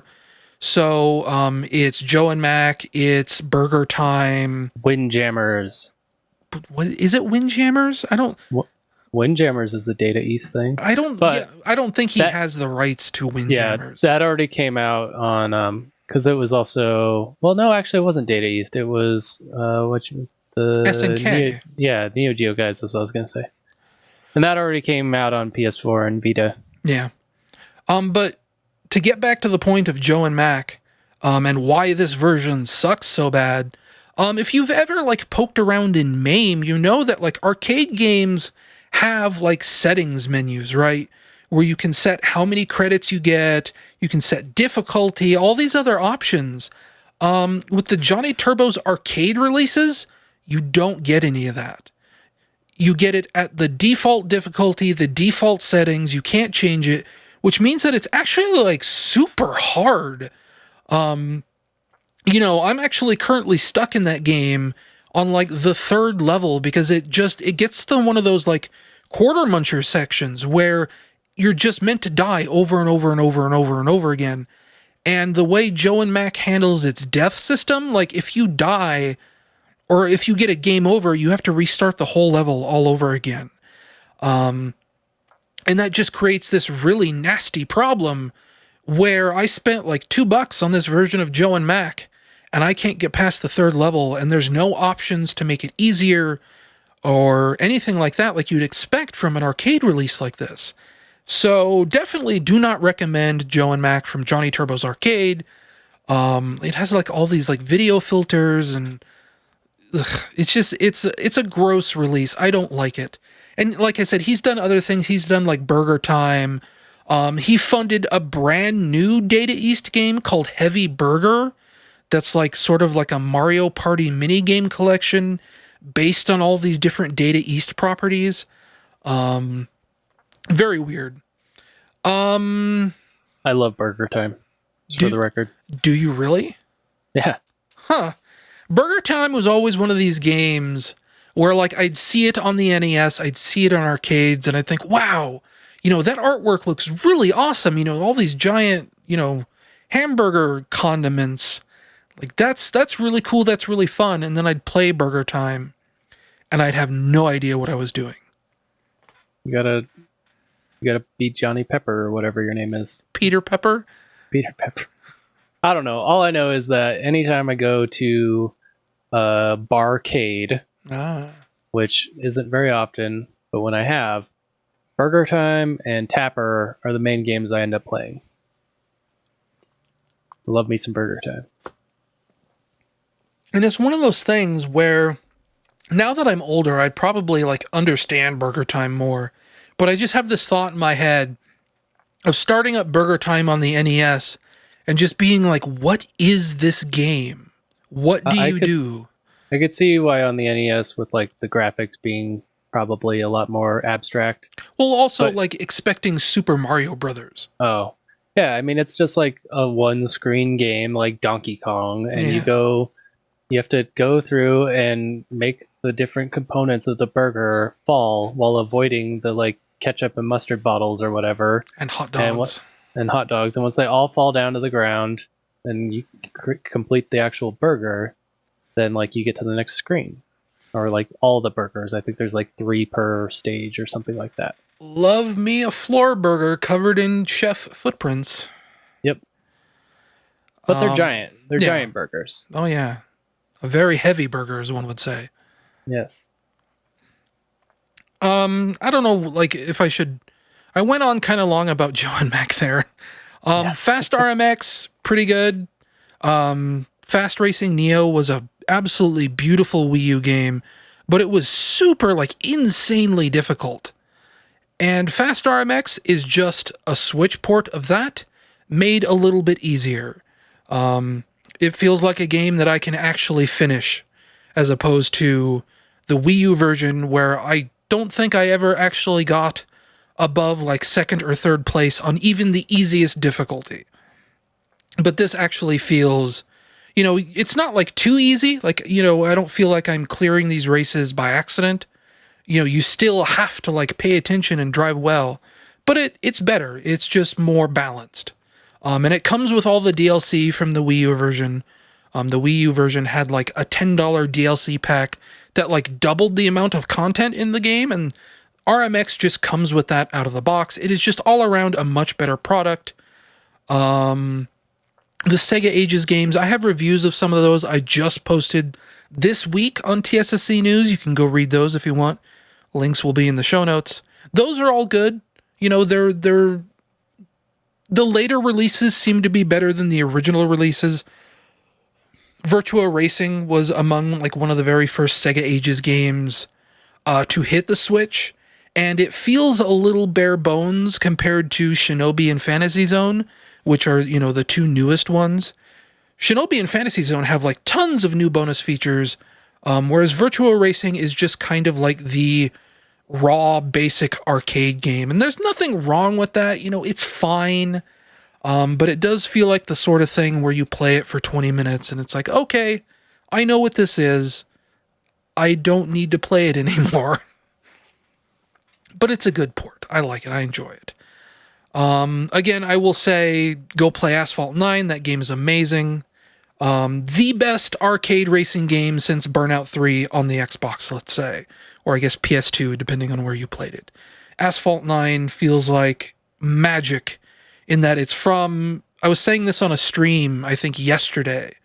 Gameloft made Asphalt 9, and Gameloft is not known for making good games. They are very much a mobile game developer that kind of, just go through the motions and don't really make proper games. They make mobile games. I think of them as making Call of Duty clones on Android.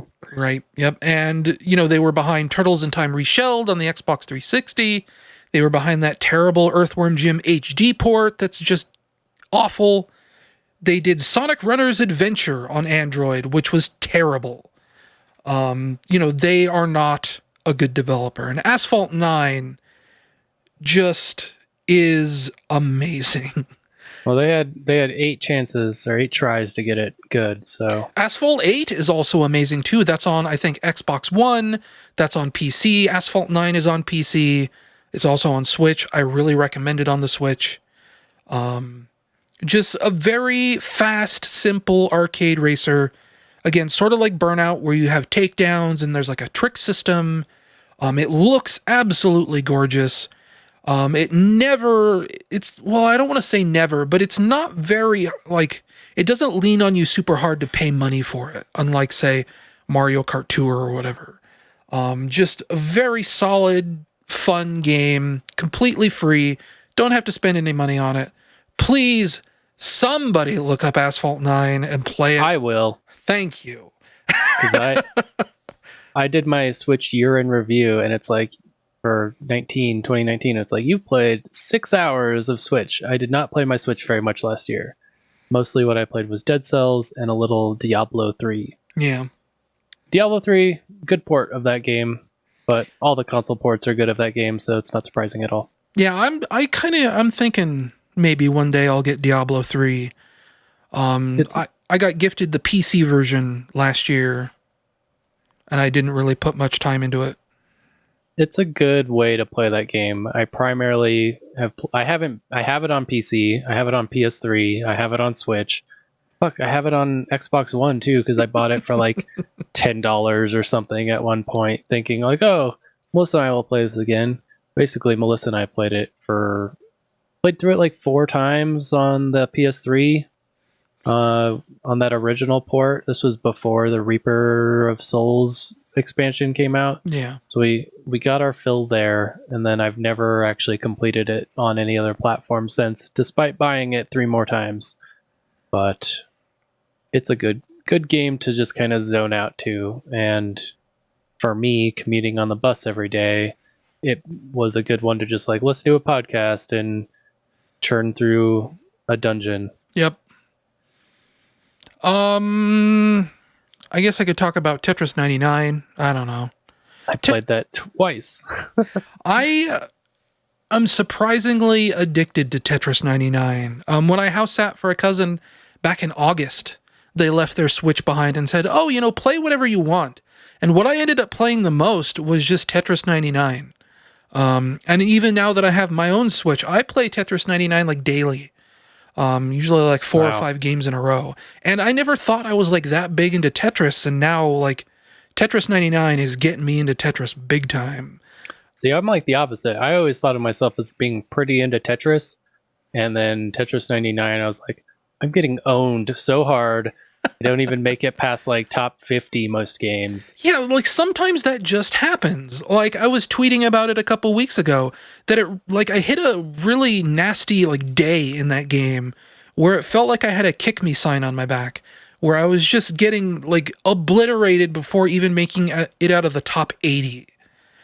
And there are just some days that are better than others. And, I was playing games last night where I was consistently finishing like top 15, top 10. I think I even hit like number 5 at one point. You just have to hit the right day, the right group of people, I guess. I don't know. I was also just getting like too like caught up in my head of like, well, maybe I need to be going after more singles and doubles instead of my normal strategy, which is to like build a big tower with a single well and try to get Tetrises. See, I never really thought about that super hard before, and I guess Tetris 99 is sort of making me think about that a little bit more. But it's kind of like the opposite for me, where I used to just clear whatever lines I can, just play whatever, and then I ended up thinking about the Tetris World Championships or whatever it's called, that tournament that everybody loves. Tetris. Boom, Tetris for Jeff. Yeah, Tetris for Jeff. Tetris for Jonas. And I started thinking about the way those guys were playing, the way the commentary would talk about, oh, Jonas is no longer messing around. He's not doing like a dual well setup. And it got me thinking, well, a well setup, I should be doing that.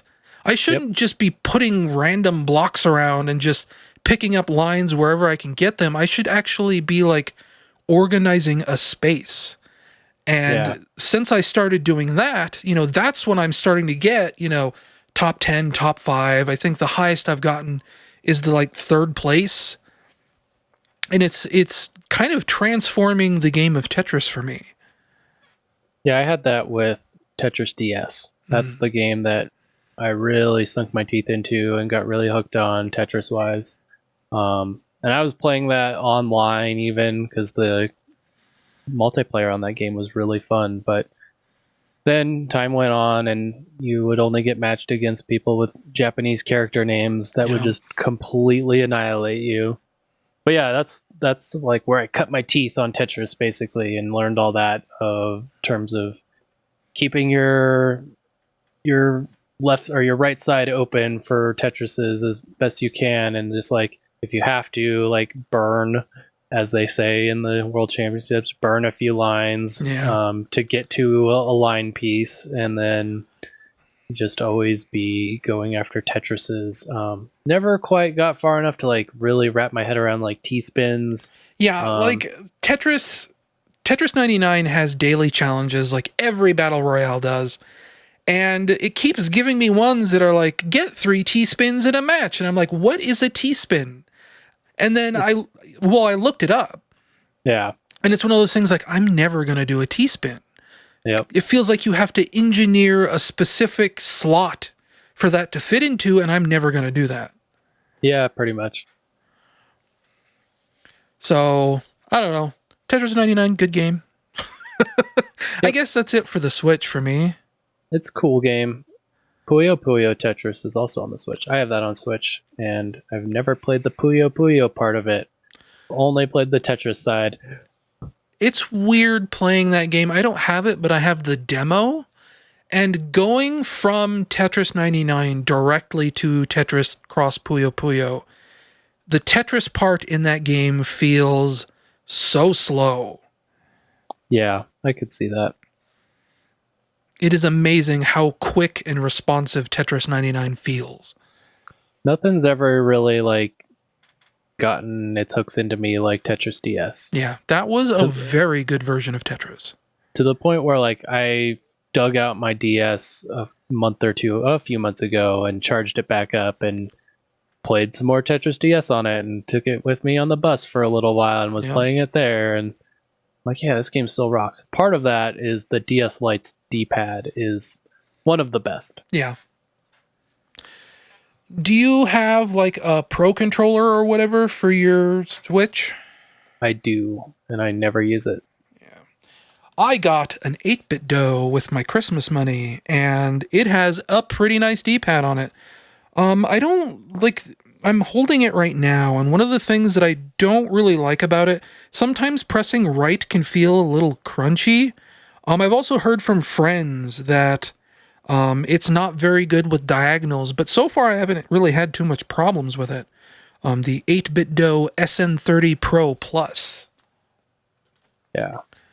Yeah, the Pro controller I bought when I got my Switch, when I assumed that I would be like docking it more and I would use that when I'm sitting on the couch playing it. Yeah. But I ended up never docking. I haven't had my dock hooked up since I moved into my house. Like, I could see that. Like, if you're just... I forget what it was. I was like that when we first moved into this apartment. There was something where it was like, this is a good enough... Oh, it was my Wii U. I hooked my Wii U up, and I never plugged it into the TV. I just would only play games that would work over the gamepad. Yeah. So I play that exclusively in handheld mode now, and my dock is sitting over in a box in my basement next to me somewhere. And thus the Pro controller never gets used, and even if it did, they were just talking about this on the Bombcast last week, that the D-pad on the Pro controller is kind of garbage. Yeah. Brad was specifically saying if you go into the Switch thing, there's like a Switch utility on the Switch where it shows you what buttons are being pressed. Yeah. And if you just like rock the D-pad from left to right, it like is constantly throwing misinputs like up and like down and stuff, and it's not very good. Yeah, I'm really glad someone recommended, because I went on like a big controller spiel on my blog like 3 or 4 months ago about how much I love Sony's controllers, the DualShock. And someone said, oh, when you get your Switch, I bet you'd really like an 8-bit Do. I thought, okay, that's basically the same price as a Pro controller. So that's what I ended up getting, and I'm actually very happy with it. Outside of that one time where, like, the Bluetooth pairing got all messed up, and the Switch wouldn't see the controller, but the controller would see the Switch, and it was a weird nightmare. But that is it for Switch games for me. I've also played like tons of Fortnite in the last 2 months. I don't really know why. Yeah, I asked in chat at one point, like, why are you guys playing so much Fortnite? Because you guys were playing for like 6 hours a day. Yeah, we were playing a lot of Fortnite, and like, it wasn't even a thing where we were always playing together either. Yeah, There was times where like everyone would go to bed, and I'd be up all night playing Fortnite by myself for 5-6 hours, and it was a thing where it started out where, as a Star Wars cross promotion, they added lightsabers to the game. And these lightsabers were really, really fun because we always talked about this, like, the lightsabers would probably make pro players really angry, but that never seemed to be the case. Because lightsabers could block almost anything. As long as you were holding the aim trigger, the left trigger, you'd put your lightsaber up in a defensive position, and it would block any shots that were coming at you from the front like a shield. But I guess as the meta on that evolved, people learned that there were ways to like block break a lightsaber to, kind of stagger the person that was using a lightsaber, and then you could get shots in that would actually land. And, I guess it was just that kind of evolving meta of having like a quick shield to where you weren't just so defenseless all the time. Lightsabers did like crazy amounts of damage, but you had to be like right next to the person that you were using them on because they were melee weapons. But you were almost guaranteed a kill if you could close the distance. And it felt really fun, really quick, really painless, I guess. Painless is not the word I'm looking for. It was just very accessible. And, I put probably like 10, 15, 20 hours into just playing around with lightsabers. Then the lightsabers got taken away. The event ended. It got into like a wider Christmas event where you were unwrapping presents every day. You had new challenges for presents every day. And I guess the game just kind of finally got its hooks into me after all these years. Because I've been playing Fortnite on and off probably since around Season 3. And I don't know how long ago Season 3 was. It was a long time ago. Fortnite seasons come and go pretty quick.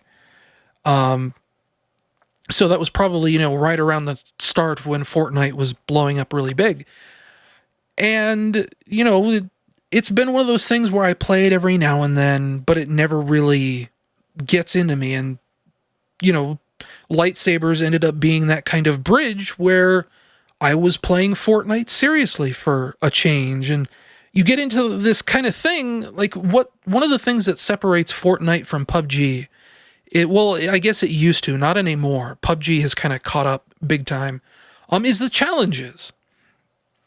With Chapter 2, Season 1, or whatever they're calling it now, you have like 10 different categories of challenges, and each category has like 5 challenges each.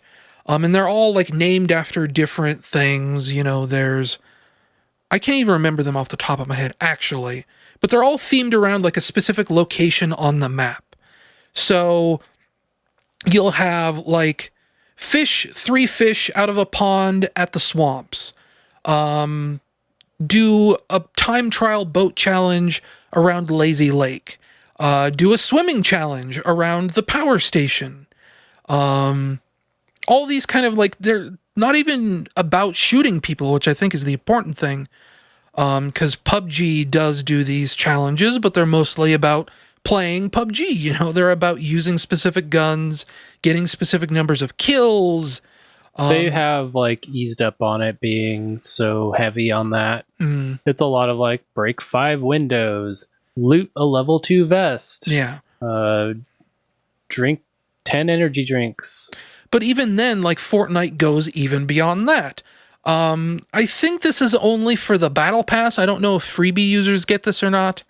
But there's kind of almost like a Tony Hawk challenge in this, where you'll unlock a loading screen, and it will be like, this kind of story scene of something going down. Like, there's one called Dockyard Deal that's kind of like almost like a drug exchange between villains and heroes. And what they do in these loading screens is they hide like special little icons in them. And it'll say you'll get a new challenge after you unlock that loading screen. That'll be like, find the hidden F in the loading screen. And since the loading screen is like a real place in the map, you have to go, when you drop, you go to that place on the map, and then you find the letter in the world. And it's kind of like this Tony Hawk challenge where instead of spelling, Skate, you're spelling Fortnite. You find the F, the O, the N, the ITE, etc. And it's just a lot of stuff like that. And you get, like, that's how you play Fortnite for 6 hours a night, is you just start going down these challenges one at a time, finding all the letters, doing all the fishing, doing all the time trials, also while trying not to be killed because you're in a live game with live players that are trying to kill you. And it just ended up being really, really fun, like to the point where something with free-to-play games that I'm starting to think about is they're free. You're not paying for them. So if you're going to be playing a game for long enough, you should probably think about maybe paying for it a little bit, just to, show, here's how much I've played this game. I appreciate it. Here's my money. Almost like a donation. It doesn't even matter that you're getting currency or whatever for doing this.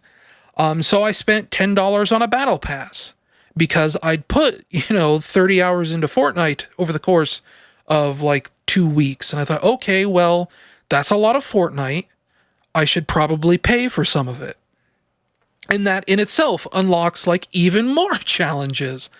And now with the way Chapter 2 has been working, we're getting all these overtime challenges, which is, even more stuff.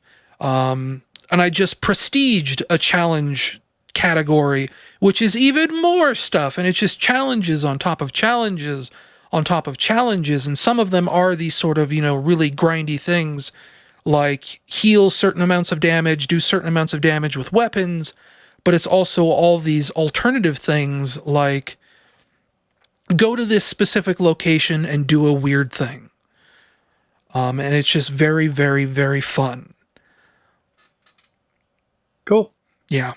I haven't played Fortnite. You should like play 2 years. You should play Fortnite. No. I don't want to. Do it. It's fun. Yeah. I That's think what they all say. I think it's better than PUBG. Yeah, well, that's what a noob loser would think. I mean, probably. I'm terrible at PUBG. Like, that's the whole reason that I like Fortnite so much more. Is PUBG feels like you're dancing on a razor's edge constantly. And in Fortnite, I actually feel like if I have an advantage, I can push that advantage, and it doesn't matter if I lose. See, I've played enough PUBG that I'm past that point of feeling like everything, and I'm well past that point. Like, you get past that point, like, after the first, 100 hours, which I know is a lot. Yeah. It's a big ask. That's a lot. But I think it'd be easier now with, the different maps. But, yeah, PUBG, it ain't no thing. I know, I think about that. I just need to get comfortable with it like I did with Fortnite. Yeah. But that's also the thing. It was so much easier to get comfortable with Fortnite because they introduced this permanent 50 versus 50 mode. And that's my favorite thing. That's the most I played of Fortnite was the 50 versus 50 when it was just the special event. And I was always like, man, I wish PUBG had this because it just feels like this big paintball or airsoft game where everyone's respawning and You don't have to take it seriously. Yeah. And it lets you get comfortable because it's like, oh, well, this guy killed me, but I'll be back in 5 minutes. Or not even 5 minutes. I'll be back in 10 seconds. Yep. And you just do it over and over and over and over again, and you get that familiarity. And PUBG doesn't have anything like that. Like maybe the new map will do that. Isn't there like a respawn system or something? Nope, no respawn still. They did have events for a while where it's like, hey, try the war mode. Right. And war mode was like similar where you're like just the really tight circle on the map and the planes flying over like every 10 seconds and respawning people into it. You spawn with a random good gun like an M4 or like a K9 or something. Yeah.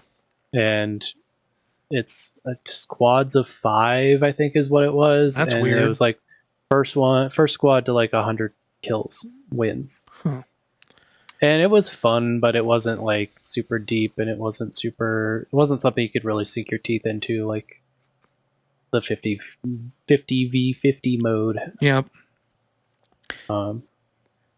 Yeah, PUBG, I mean, like, that's not to say that, like, you get over the, like, tension of PUBG, but then it just becomes this really brutal decision-making simulator where, like, 9 times out of 10, you're gonna die, and it's usually because, like, oh, I should have done this instead of that. Yeah. I shouldn't have peeked. I should have stopped and healed. And a lot of that can be circumvented. Like you begin to like learn it, but it starts to like, what's the phrase? Lose the forest in the trees or whatever. Yeah. Where like, at least for me, that's where I'm at, where I'm just like, I just don't care enough to try and like analyze and dissect like what I did wrong. Yeah. You've hit a ceiling and you don't care about breaking through. Yep. And I feel like, oh, I'm better than a lot of people and I can just win these gunfights, and then I just get pissed off because I didn't win the gunfight. Because I played too confident, and if I just like not peeked that and healed up, and I probably would have gotten him. See, but that's what I mean about Fortnite. You don't have that sort of like,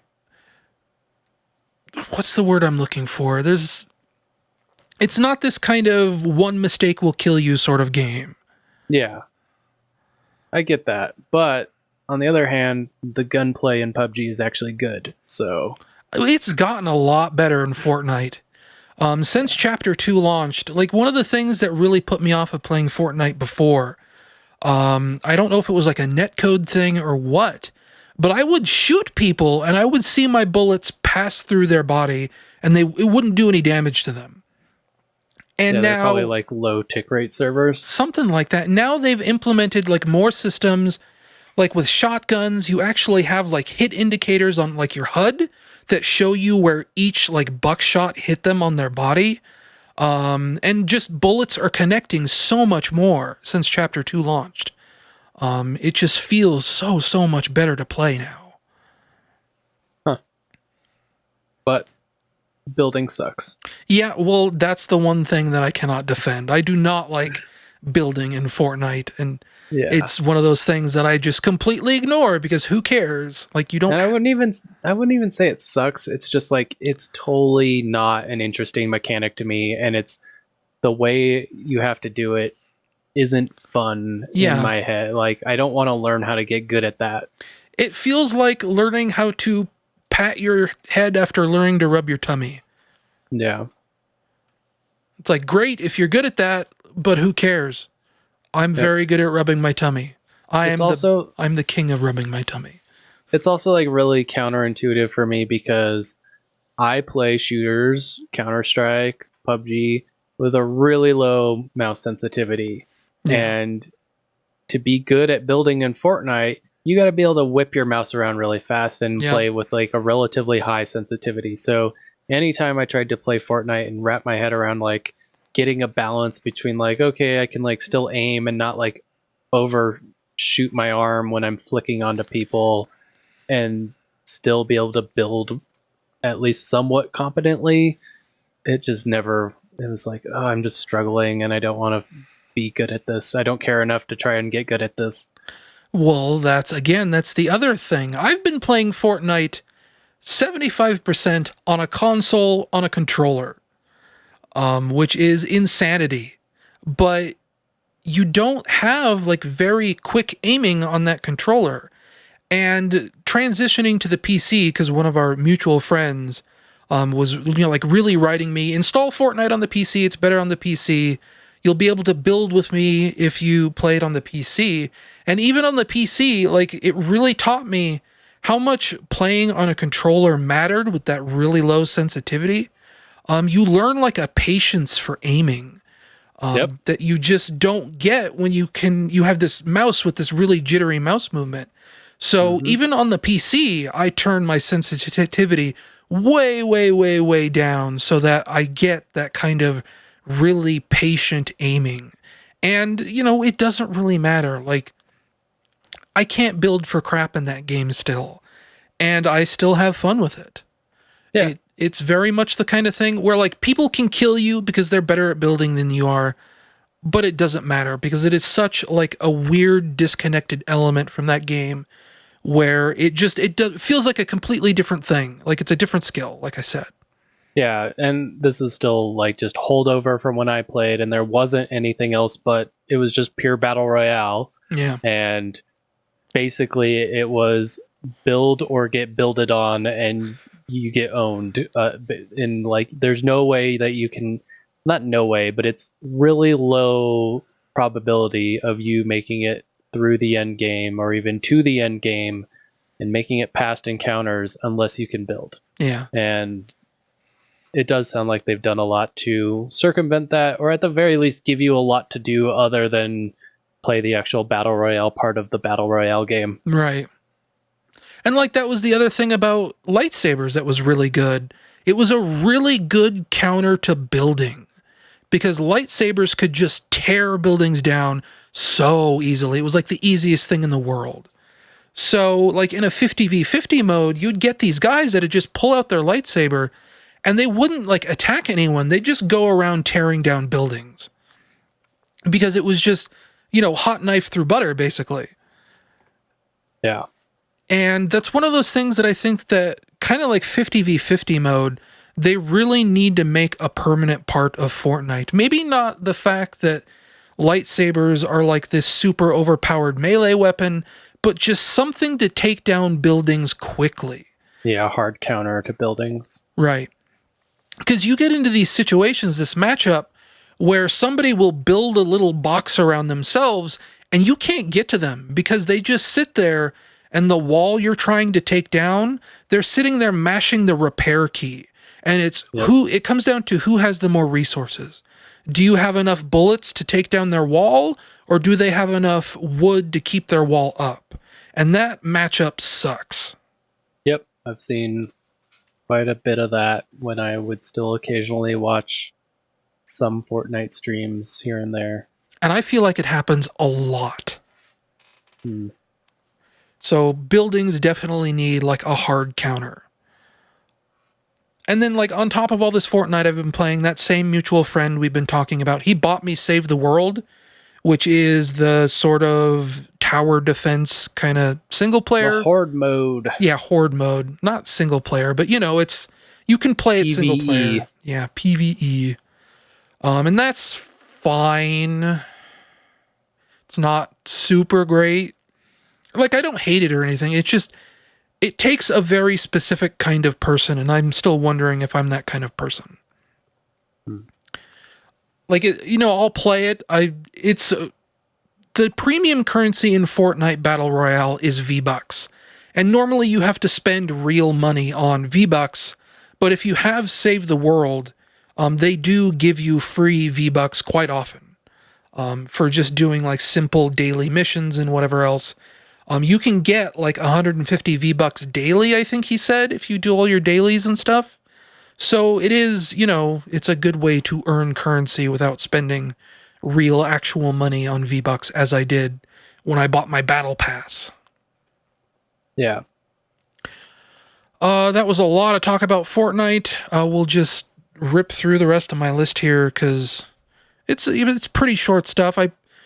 about 3 or 4 days ago, I bought Spark the Electric Jester. That's by Lake Feppard. He developed Sonic fan games called Sonic Before the Sequel and Sonic After the Sequel. A lot of people rave about Spark the Electric Jester, but then people also raved about his Sonic fan games, and I've kind of had problems with them over the years. It's just something about them. They're very creative games, have lots of like very good artwork and art styles, and he knows a lot of really nice musicians that provided, music for these games. The fan game soundtracks for Before the Sequel and After the Sequel are absolutely legendary. They sound like professional game soundtracks that you'd get from huge, like very important studios. And apparently he got those soundtracks for free for those games. And it kind of launched these guys' careers to become professional musicians. Some of them work for like Square Enix now. A lot of very important people sort of gravitated around these games. Everything about them is wonderful, except for the act of actually playing them, as it turns out.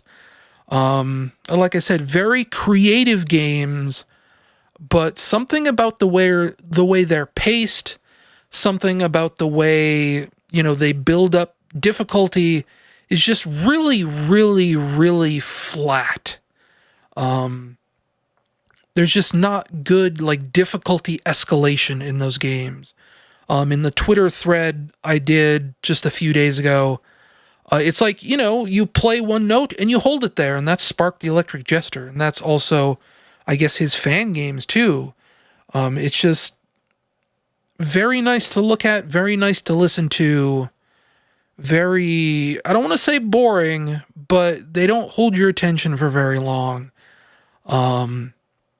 And of course, I say that, and a bunch of friends come out towards me to tell me things they've heard about the developer, about how he's not a very nice person, about how he's kind of an edgelord and this and that and the other thing. And it's just a real bummer. I feel like that guy was right on the cusp of maybe being like a really amazing game developer, and it just sounds like he's fumbling it in so many different ways and maybe doesn't know how to get out of that. The kind of person that I feel kind of sorry for in a weird way. But it's, it's whatever. I bought it for like $5. It's probably worth $5. I guess, you could spend $5 in worse ways than Spark the Electric Jester. The story in that game is also just total garbage. From the sound of it, it originally had like a real normal, proper storyline to it. And then I guess people made fun of him for that story or something like that. He has actually kind of has a history of writing really terrible storylines to his games. There was a demo for Spark the Electric Jester 2 that was just, it was like a 14-year-old wrote it. It was full of like all this weird swearing. It was terrible. And I guess at some point with the original Spark the Electric Jester, on a whim, he decided to just rewrite all the storyline for that game, to where, his original serious storyline got replaced by like this really crummy, semi-jokey storyline that is just even worse than everything else. And it's just, oh boy, that game and that developer sounds like kind of a mess. Sounds like he was probably way into Postal getting released on GOG for free. Yeah, maybe. I've kind of kept my distance from that guy because of the things I've heard over the years about, like, I don't want to pass on secondhand information, but like the thing I heard from a friend of mine is that he has a Discord channel and he's very much like anti-censorship. So, people were freely saying like very racial slurs in that server, because, he was very much like, oh yeah, you can do that. You can say that. This is a censorship free zone and things like that. Just very much that kind of guy. Oh. Yeah. So, I don't know. That's secondhand information. I try not to believe too hard in that kind of stuff unless I see it firsthand, but enough people have told me about this guy that there's probably a shred of truth to some of it. Yooka-Laylee and the Impossible Lair was free on EGS, which was actually kind of shocking because that game's like barely even 6 months old. And to give it away for free over Christmas on Epic Game Store was just kind of wild. And it's also like a really good game. Like surprisingly good, because it was last year, the year before, I bought Yooka-Laylee on the PS4, the original game. And the original Yooka-Laylee sucks. It sucks so hard. It is. So, what? Sorry, go ahead. No, go ahead. When I got my Xbox One, it came with Rare Replay, and I ended up playing Banjo-Kazooie for like an hour, maybe two, way longer than I expected. And I'd never played those games before. And Yooka-Laylee is supposed to be like spiritual successor to those games, right? Yeah, it's supposed to basically be the Banjo-Kazooie 3 that we never got. But it's been a really long time since those first two Banjo-Kazooie games, and these guys seemed like they were rusty as heck. And it is, the original Yooka-Laylee is like everything bad about Banjo-Kazooie and Banjo-Tooie, and especially games like Donkey Kong 64. Oh boy. Yeah, it is 600 bananas. Yeah, it is more a sequel to Donkey Kong 64 than I think it is a sequel to like Banjo-Kazooie. The only thing it's really missing is like having the big character selection. But it is very much that kind of very excess sort of Rare platformer from the N64 days. Around 2017, like in the lead up to us moving out here to Nevada, I bought Banjo-Kazooie on Xbox Live Arcade, which is the version that comes in Rare Replay. Yep. And I was the kind of person that I never really thought I'd get into those kind of games because I had Donkey Kong 64 and I hate Donkey Kong 64. It is just such a slow game. When I played the Xbox Live version of Banjo-Kazooie, like I got way into it. Yeah, I remember you were playing it like a lot. I 100% cleared that game, and I never 100% clear games. There's just something very chill about spending like an hour or 2 hours in a level just collecting all the stuff. And it wasn't at this point yet, that very first Banjo-Kazooie game, where it felt like excess yet. It was just very much almost more about the exploration than the collection aspect. The collection was just something to hang the exploration on. And kind of how Spyro was when I went back to Spyro with right. the remaster. And I think from what I've heard, starting with Banjo-Tooie onwards, those games became more about the collection aspect than the exploration aspect. And that's definitely what Yooka-Laylee feels like. It's a real Arkham Asylum to Arkham City situation. Yeah. Here's 700 Riddler trophies. Go get them. Ugh. It's the worst. And on top of that, Yooka-Laylee just feels really unresponsive. It feels really rushed and cheap, and all the character designs are super, super, super ugly. The music is really uninspired. It just very much feels like a game made by people that not only are punching way above their weight, but it feels like they're making a hollow imitation of what they were promising to do. But and the new one is like Donkey Kong Country Returns, and it is like a weirdly very smart, intelligent, fun, responsive game in the way that the original Yooka-Laylee wasn't. It is just the hardest, most complete 180 I think you could ever have in a game. It is absolutely incredible. I've only played like 3 or 4 levels of it, but every one of them has been an absolute joy. It is just a very, very, very good game. Yeah, so basically what I was leading into is like, so if this sounds like a good spot to jump in if I'm like not really that interested or committed to putting in Rare Replay and playing Banjo-Kazooie. I could probably install this and have a good time. Oh yeah, definitely. It feels very much like the Super Nintendo Donkey Kong Country games specifically. You know, because like Donkey Kong Country Returns was fine. I know you liked it better than I did. I was more about Tropical Freeze. Tropical Freeze is, again, way better than the original Donkey Kong Country Returns, I think. And this kind of feels a little bit like Tropical Freeze, but closer to the Super Nintendo Donkey Kong Country games, with the way the mechanics are laid out. You know, you kind of have that roll. It's also kind of like a Yoshi game because you're this lizard and you have this tongue attack. It's just very smart, very tight, it's a very pretty game. The overworld is kind of like instead of like a Donkey Kong Country game or Super Mario World or whatever, the overworld is almost like a Zelda dungeon, where, you know, you have puzzles to solve that will unlock new levels. It's just very, very, very, very, I've been saying this a lot. It's smart. It feels like such a natural evolution of all these 2D platformer styles of gameplay that just, you know, wow. I cannot sing the praises of this game high enough, and it sounds like it keeps it all the way to the end from what I've heard. If you didn't know, like, the big twist of Impossible Lair is the Impossible Lair itself.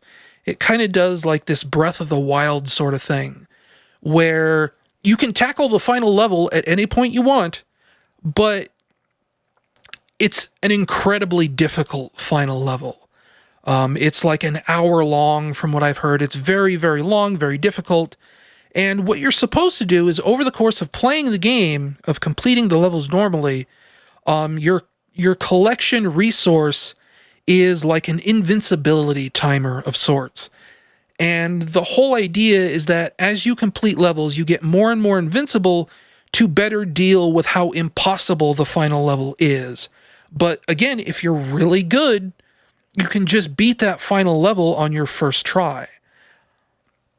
Huh. And it's very, very good. And like the music is a cut above the first Yooka-Laylee. Like the very first Yooka-Laylee game, you know, the music is by Grant Kirkhope, and he kind of does his sort of, you know, orchestral His style. Grant Kirkhope thing. Yeah, that he became known for Banjo-Kazooie. But it just feels like there isn't inspiration behind it. It feels kind of like he's being Grant Kirkhope instead of actually trying to make interesting music. And the music in Impossible Lair is, again, just like everything else, way better. Very, very good game. I played more than that, but we've been here for quite a while. Coming up on 2 hours. Oh my gosh. Yeah. Well, these guest podcasts tend to be pretty long anyway. As for movies, I haven't really seen very many movies. I'm not like much of a movie guy. I see movies every now and then. You know, I feel like I want to see more movies, but I watch so much YouTube. That's my problem. I watch a ton of YouTube too. Like, but I have seen quite a few movies. Well, like my problem is I think I subscribe to a lot of people. And that's kind of going away a little bit. I'm starting to realize how much of my YouTube watching was just watching Super Best Friends play. And now that they disbanded like a year ago, I'm running out of YouTube stuff to watch quickly. So I've been kind of turning a little bit more to movies every now and then. A Netflix series, like, you know, I watched Castlevania, things like that. Dark Crystal is great. Again, just to say that again, I know I've talked about it on podcasts past. But I don't really watch tons of movies. But while I was house sitting for a cousin just a few weeks ago, they have Disney Plus, and I was checking out Disney Plus there. Didn't really watch a ton of stuff on Disney Plus because, as it turns out, it feels like really non-essential after all the hype around how it was going to drink Netflix's milkshake and all this other stuff. Like, actually seeing Disney Plus in person, it doesn't really feel that exciting.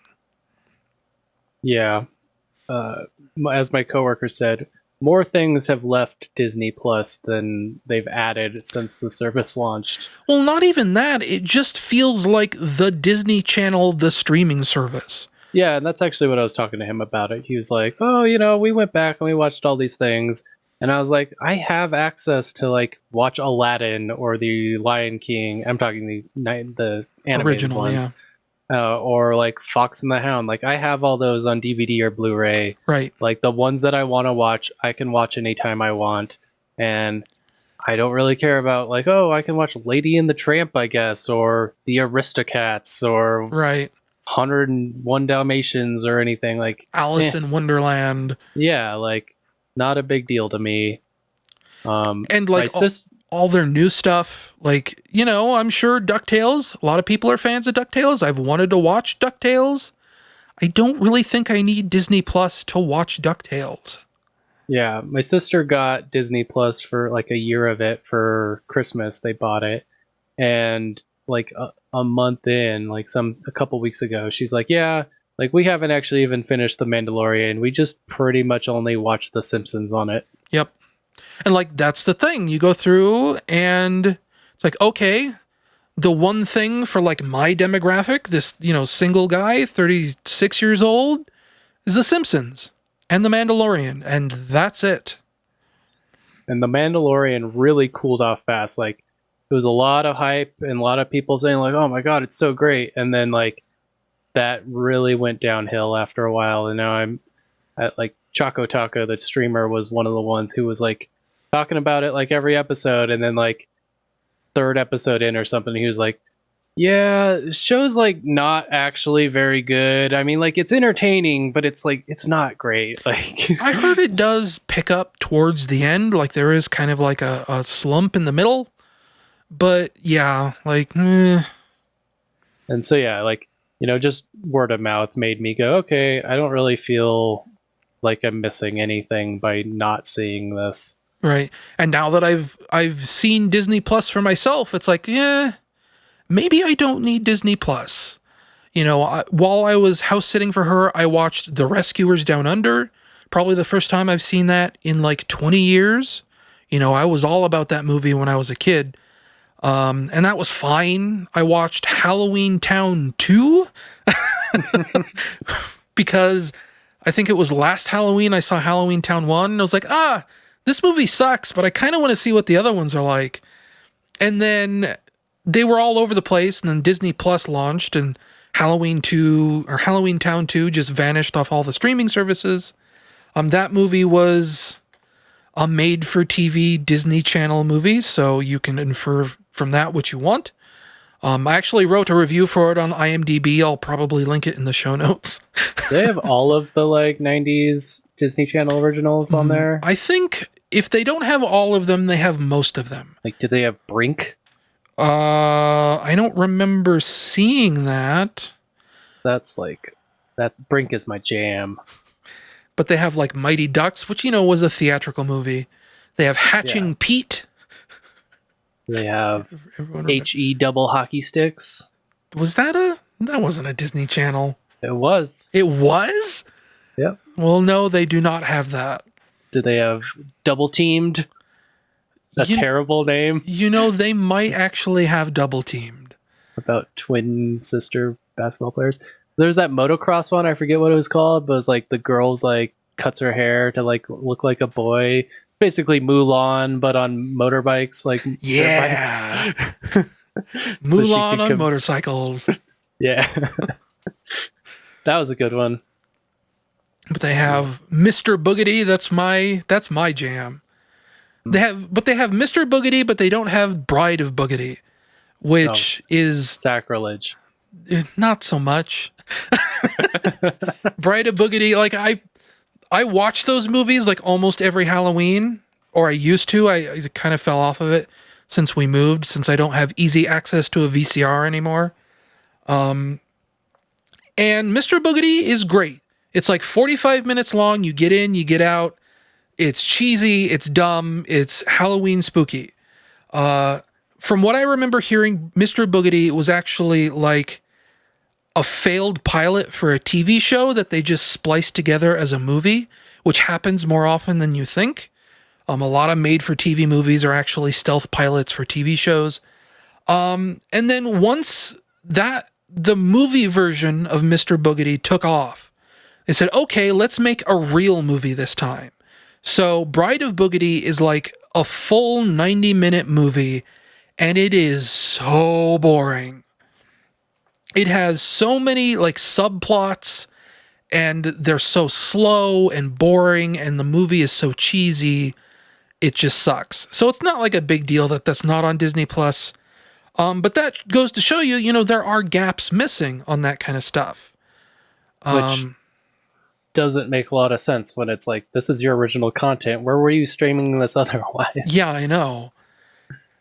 But it's one of those, I guess they have to like keep people coming back or whatever. They have to say, okay, you watched your favorite movie once. It's going off Disney Plus for a while, and you're not going to care about it because you already saw it. And then still gonna do this whole illusion of the Disney Vault bullshit, right? And then, like in 5 years, we'll bring the movie back, and you'll be like, "Oh wow, I haven't seen this movie in 5 years from the last time it was on Disney Plus." And then you rewatch it again, and then we take it off the service. Yeah, I was like really set because I was pretty down on Netflix, and I was like, probably in midsummer, I was like, yeah, when it was right after they announced that they were going to do the bundle where you could get Disney Plus, Hulu, and ESPN or whatever for the same price as what I was paying for Netflix. And I was like, had it pretty set in my head that I was going to go ahead and pull that trigger once it launched. And then the time came and I didn't do it. And then everything kind of shook out. And I was like, yeah, I don't think I really missed out. Yeah, you didn't. Like, because I feel like that was the whole world at some point. They're like, Netflix sucks. We're going to go on Disney Plus. And now it's just like Disney Plus is here. And no, Netflix is so much better. There's a much wider array of content for all ages on Netflix. And like Disney does have some of that. It's not just The Simpsons. But the original content they produce for Disney Plus, outside of The Mandalorian, is not anything that I really care about. Like, they have this whole documentary series about building Disneyland.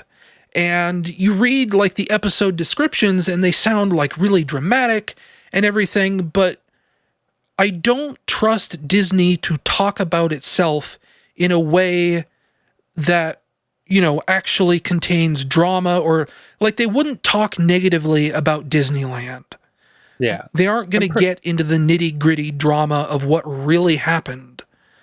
I'm pretty sure those things have existed for a while too before Disney Plus, because I remember watching one that was like the history of Disneyland, and it was just like an ad. Right. Yeah, exactly. That's what I expected it to be. Yeah. Travel Channel used to run a lot of those. Yeah, like exactly as I was going to say, like those... The scariest places on Earth. It's like, here's a tourist destination that also kind of has maybe a ghost legend attached to it. Yep. But yeah, like, Disney Plus is fine. And I guess, like, with it being cheaper than Netflix, if you just get Disney Plus, it's like, what, $8 a month? Yeah, something like that. Like, that probably wouldn't be terrible, like, like your sister did, buy a whole year of it so you don't have to worry about it. Yeah. Because I think, like, a whole year is like $40. And that's not the worst. But, yeah, like, I was planning on canceling my Netflix and using the money to pay for this bundle subscription. Right, yeah. And then I was like, nah. Yeah. It's fine, but it does not change the world like everyone thought it would.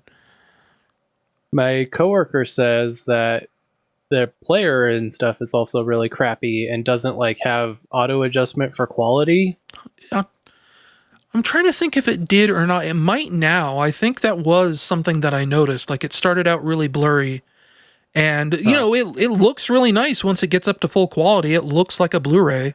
Because he was complaining about it because he doesn't have the best internet at home, that it's just like constantly stopping to buffer. Well, see, the internet at my cousin's was fine, so I guess I can't really comment on that. Yeah.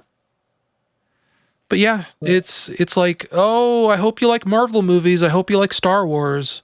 Yeah, and that's what I was telling him. I'm like, I don't care. I've seen all the Marvel movies more than enough. The only one that I haven't seen like more than once is Endgame, Yeah. and I don't really need to see that again. I'm not hankering to see that. And beyond that, it's like rewatching the classics that you probably already own. Yep. Or rip to my Plex server. Yep. So I guess that's it for me. That's everything I wanted to talk about. Oh, we were supposed to go back and forth, weren't we? Yeah, but that's fine. Movies for me, we have the AMC Movie Pass, so we try to see like 3 movies a month. Right. To make it worth spending the money on. So like I saw Knives Out last month. I saw Jumanji 4. I saw the new Star Wars. Well, yeah, I guess that is Jumanji 4, isn't it? Yep. If you count Zathura. Knives Out, very good. Rain Johnson is good at making movies despite The Last Jedi being such a mixed bag. He did Looper and something else that's good. Looper was good. But yeah, Knives Out's really funny, really smart. Jumanji 4 is good. It's not as good as Jumanji 3, but it's good enough. I think it suffers from what a lot of movies suffer from these days, which is just overzealous marketing that just reveals way too much. Oh, yeah. That's something that I like. I really think about Pixar movies. Yeah. That are really good at like showing you a trailer, but you have no idea what that movie's about. Yeah, like that new one, Outworld or whatever. Onward. Yes. Yeah, like the first trailer for that is just like, what is this? Like, Right. they don't even like show a character. Because that was something I watched on Disney Plus was Inside Out. And, you know, the trailers for Inside Out don't tell you anything about that movie. Yeah. But yeah, Jumanji, I don't even know what the subtitle is. The Next Level. Okay. I was like, is it The Next Level or is that the other one? As the marketing and the trailer reveals, they're like Danny DeVito and Danny Glover, and they get sucked into the game, and that's who The Rock and Kevin Hart are playing, respectively. And basically, it's, I don't know, like, I don't want to spoil anything, but they all go back to their regular characters in the from the first movie, and they could have done the marketing where they didn't reveal that. Like, they didn't reveal that Danny Glover and Danny DeVito get sucked into the game. And that would have been way more rewarding and like way better. If surprising. You didn't know that. Yeah, if you didn't know that going in. Saw Little Women. And that was actually really, really good. It Highly sounded recommend. good. Yeah. I never saw the 90s one, but it was a very, very good movie. And then I saw 1917. Oh, the war movie. Was fantastic. I really, really enjoyed it. Other than that, I made that Plex server like last month because I got this big 8 terabyte hard drive that I've just been ripping stuff to. Yeah. I've been watching a crap ton of Hercules and Xena. Yeah. Which I I just never gave those shows the time of day when I was a kid. I had no interest in watching them whatsoever. You know, neither did I, but I ended up hanging around enough people on like platformers, that forum, that really loved, like, you know, Jack of all trades, Hercules, Xena. They'd talk about them a lot. I think at some point they even held like a watch party, you know, through like SciTube or whatever, the sort of group streaming sites. So I ended up seeing some of them through that, and that was a good time. Yeah, it's been really fun. You know, it's just kind of the right amount of campiness. They don't take themselves too seriously. It's all just kind of fun action adventure, and like some of the fight scenes are actually like really well choreographed. Yep. like the first episode of Xena has like a 6-minute long fight scene at the end of it that's better than like a lot of movies fight scenes. Yep. Watched a couple episodes of Cowboy Bebop, which has been fun. I need to finish that still. Yeah, it's hard for me to like really burn through it. It's something it feels like you really need to pay attention to. Yeah. Cause like I watched the first episode twice and I can't remember why, but I ended up watching the first episode twice. And there's stuff that I just like, oh, like I didn't really put together these two things, and now that makes sense. But at the same time, like I found that it's the kind of show where it feels that way, but it's not really that way. Like it didn't really matter that I missed these details, but Right. having watched it the second time, I was like, oh, I noticed these details. It feels like a very like serialized, well, not serialized is what it is, but it feels like this very interconnected show, like every episode is going to lead into the next. And I think there's only like 3 or 4 episodes in the entire series. I think it's like 12 episodes or whatever, maybe. I think it's like 20. No, maybe. It's up there. But like less than a quarter of the show actually ties together. Most of the episodes in Cowboy Bebop, from what I've seen, are very like standalone. Yeah. They have like little vignettes, I think, that kind of tie the overarching story together of Sometimes how Spike starts being in that shootout that they always show, that rose in black and white turn to red or whatever. Mm-hmm. But yeah, I think that has to do with like the whole series finale. I'm not at that point, but I think that leads up to that. And then like mostly what I watch is like an episode or two of something before bed, and so that ends up being Hercules or Xena at this point, or Psych. We've been watching Psych for the last like 6 months like this. And Psych's a good show. It's pretty dumb.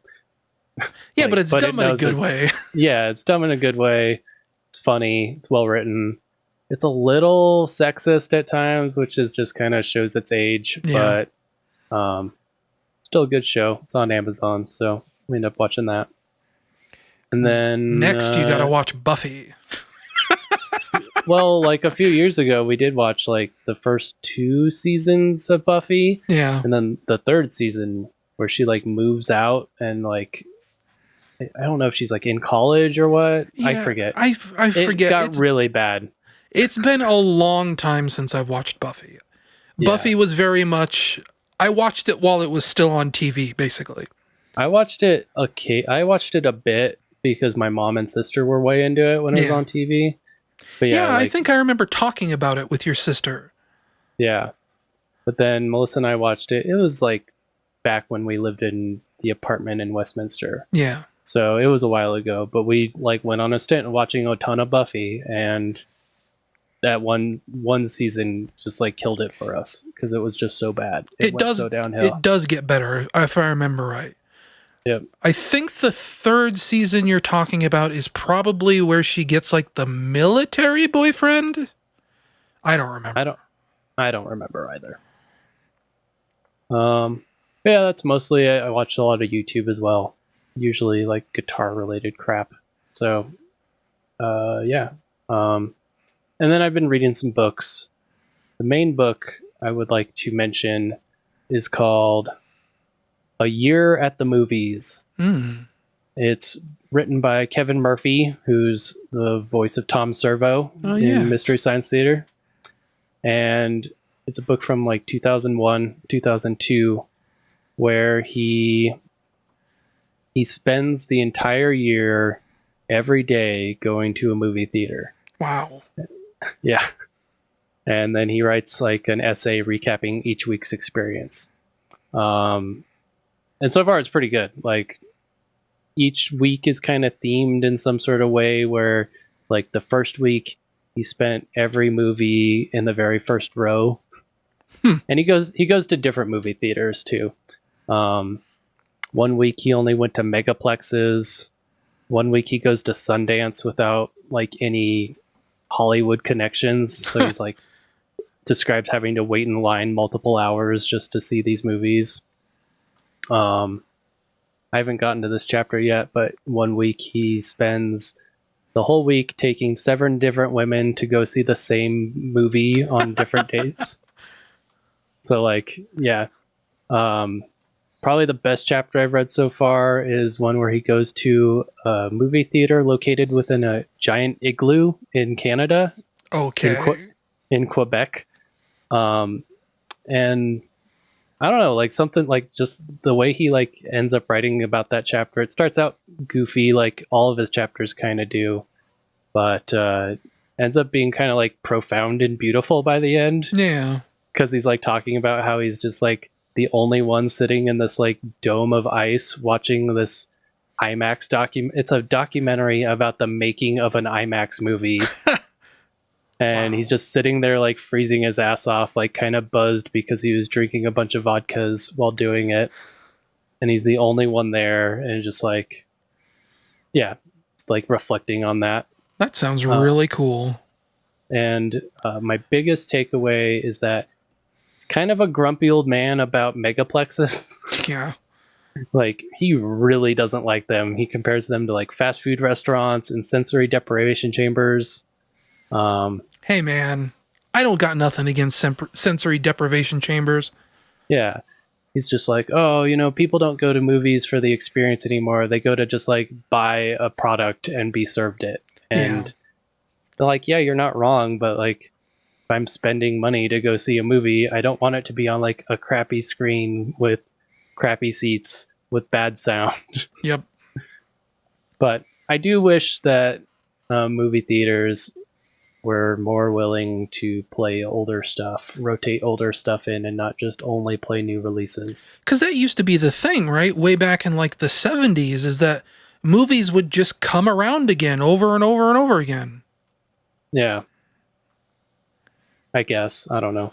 Well, I forget, heard something related to that about like, I think it was relating how movies and video games both kind of became about technology and being new as opposed to just existing and being around. Yeah, I could see that. Because I mean, like, it kind of ties back into the like grindhouse style things where, oh, you pay to go see 2 movies basically, or you go in, see a movie, and then there's like an intermission, and you go back into the theater and watch the next movie, and it's about the experience of being there and taking all of that in, and not just, here's my $10, go sit in the seat and watch Dude, Where's My Car, and then leave. You really shit on Dude, Where's My Car way more than it deserves. I watched Dude, Where's My Car somewhat recently, and I think it still holds up. I think it's like pretty funny still. It's not terrible. Forget where it was. I saw most of it a couple of years ago, and it was all right. Yeah.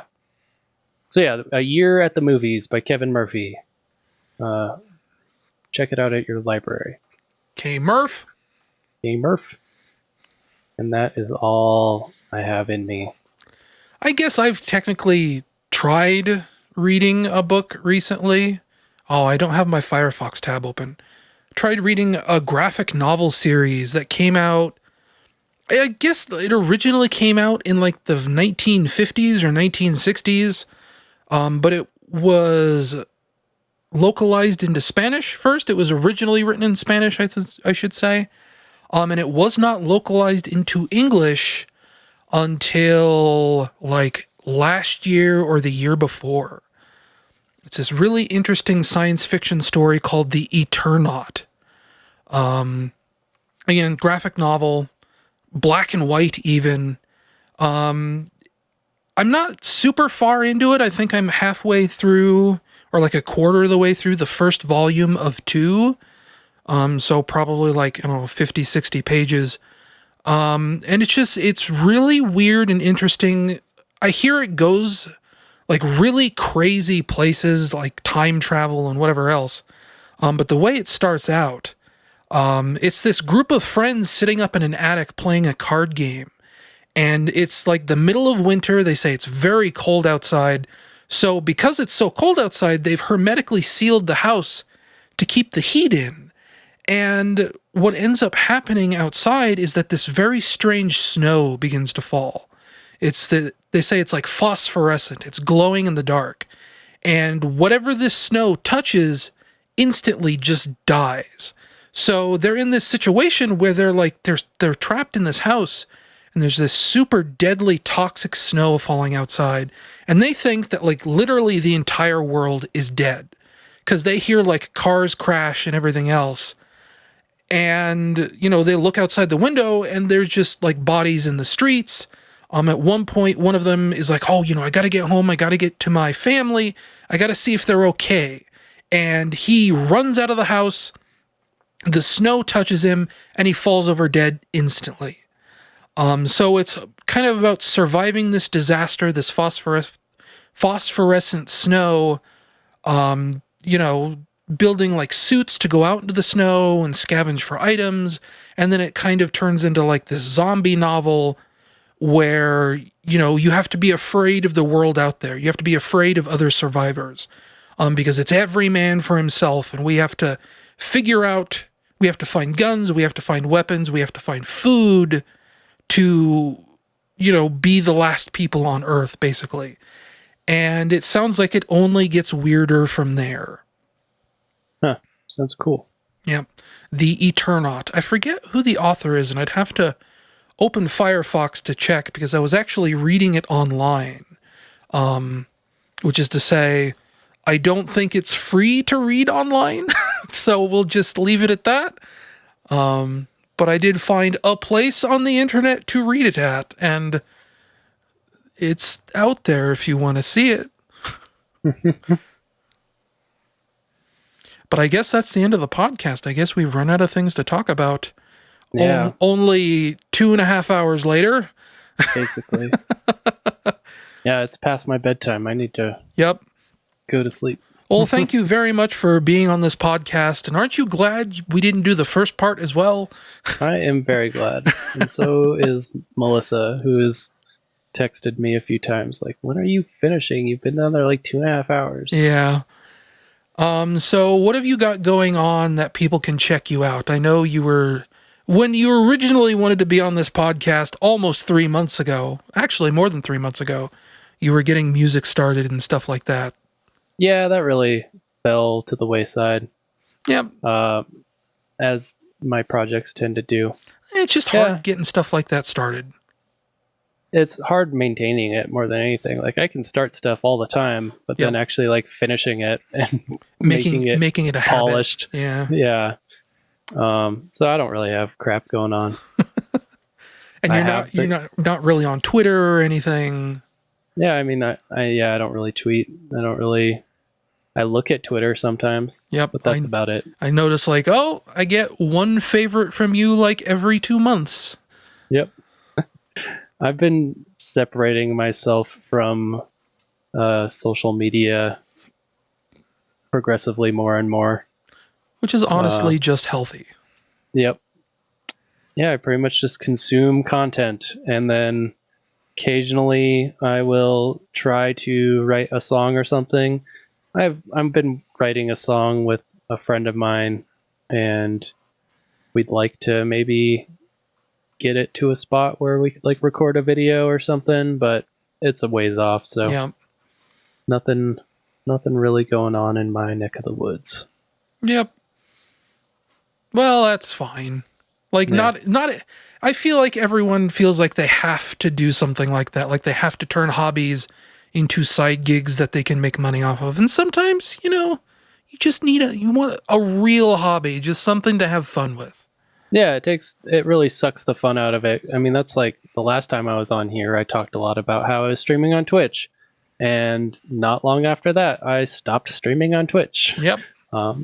There were other reasons behind that, but like one, I was like kind of burnt out on forced not creativity because I wasn't being creative, but forced just here you have to be in the spot for 4 hours these nights. Yep. Otherwise you don't maintain your viewership and what's the point? Yep.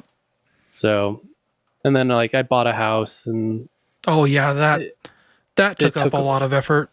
Took up all my time because we remodeled our kitchen ourselves. So by the time that was all said and done, and it's still not actually fully said and done, we still have stuff that we're like having to wrap up on that project, that like we got it to a livable state, and the finishing touches like haven't really been finished yet. So we got to wrap that up, but I don't have that computer anymore. That computer died, so I can't even play the game that I would play on stream if I wanted to stream it. And also, it's on Wi-Fi down in a basement, and the bandwidth wasn't good enough to stream anyway. So yeah, but have fun for yourself and not for others. Yeah, that's been what I've been trying to do. Just, plug away at little projects here and there when it's convenient, and when the mood strikes. Yeah, when the mood strikes, it seems fun. Do it for the fun of it. Don't do it for trying to get views. Yep. Well, that's a good podcast. Thank you for being on. No problem. Anytime. And this is normally where I should probably say something intelligent about ending this podcast, but I never do. So that's just the end of the podcast. Bye. Bye. Shake off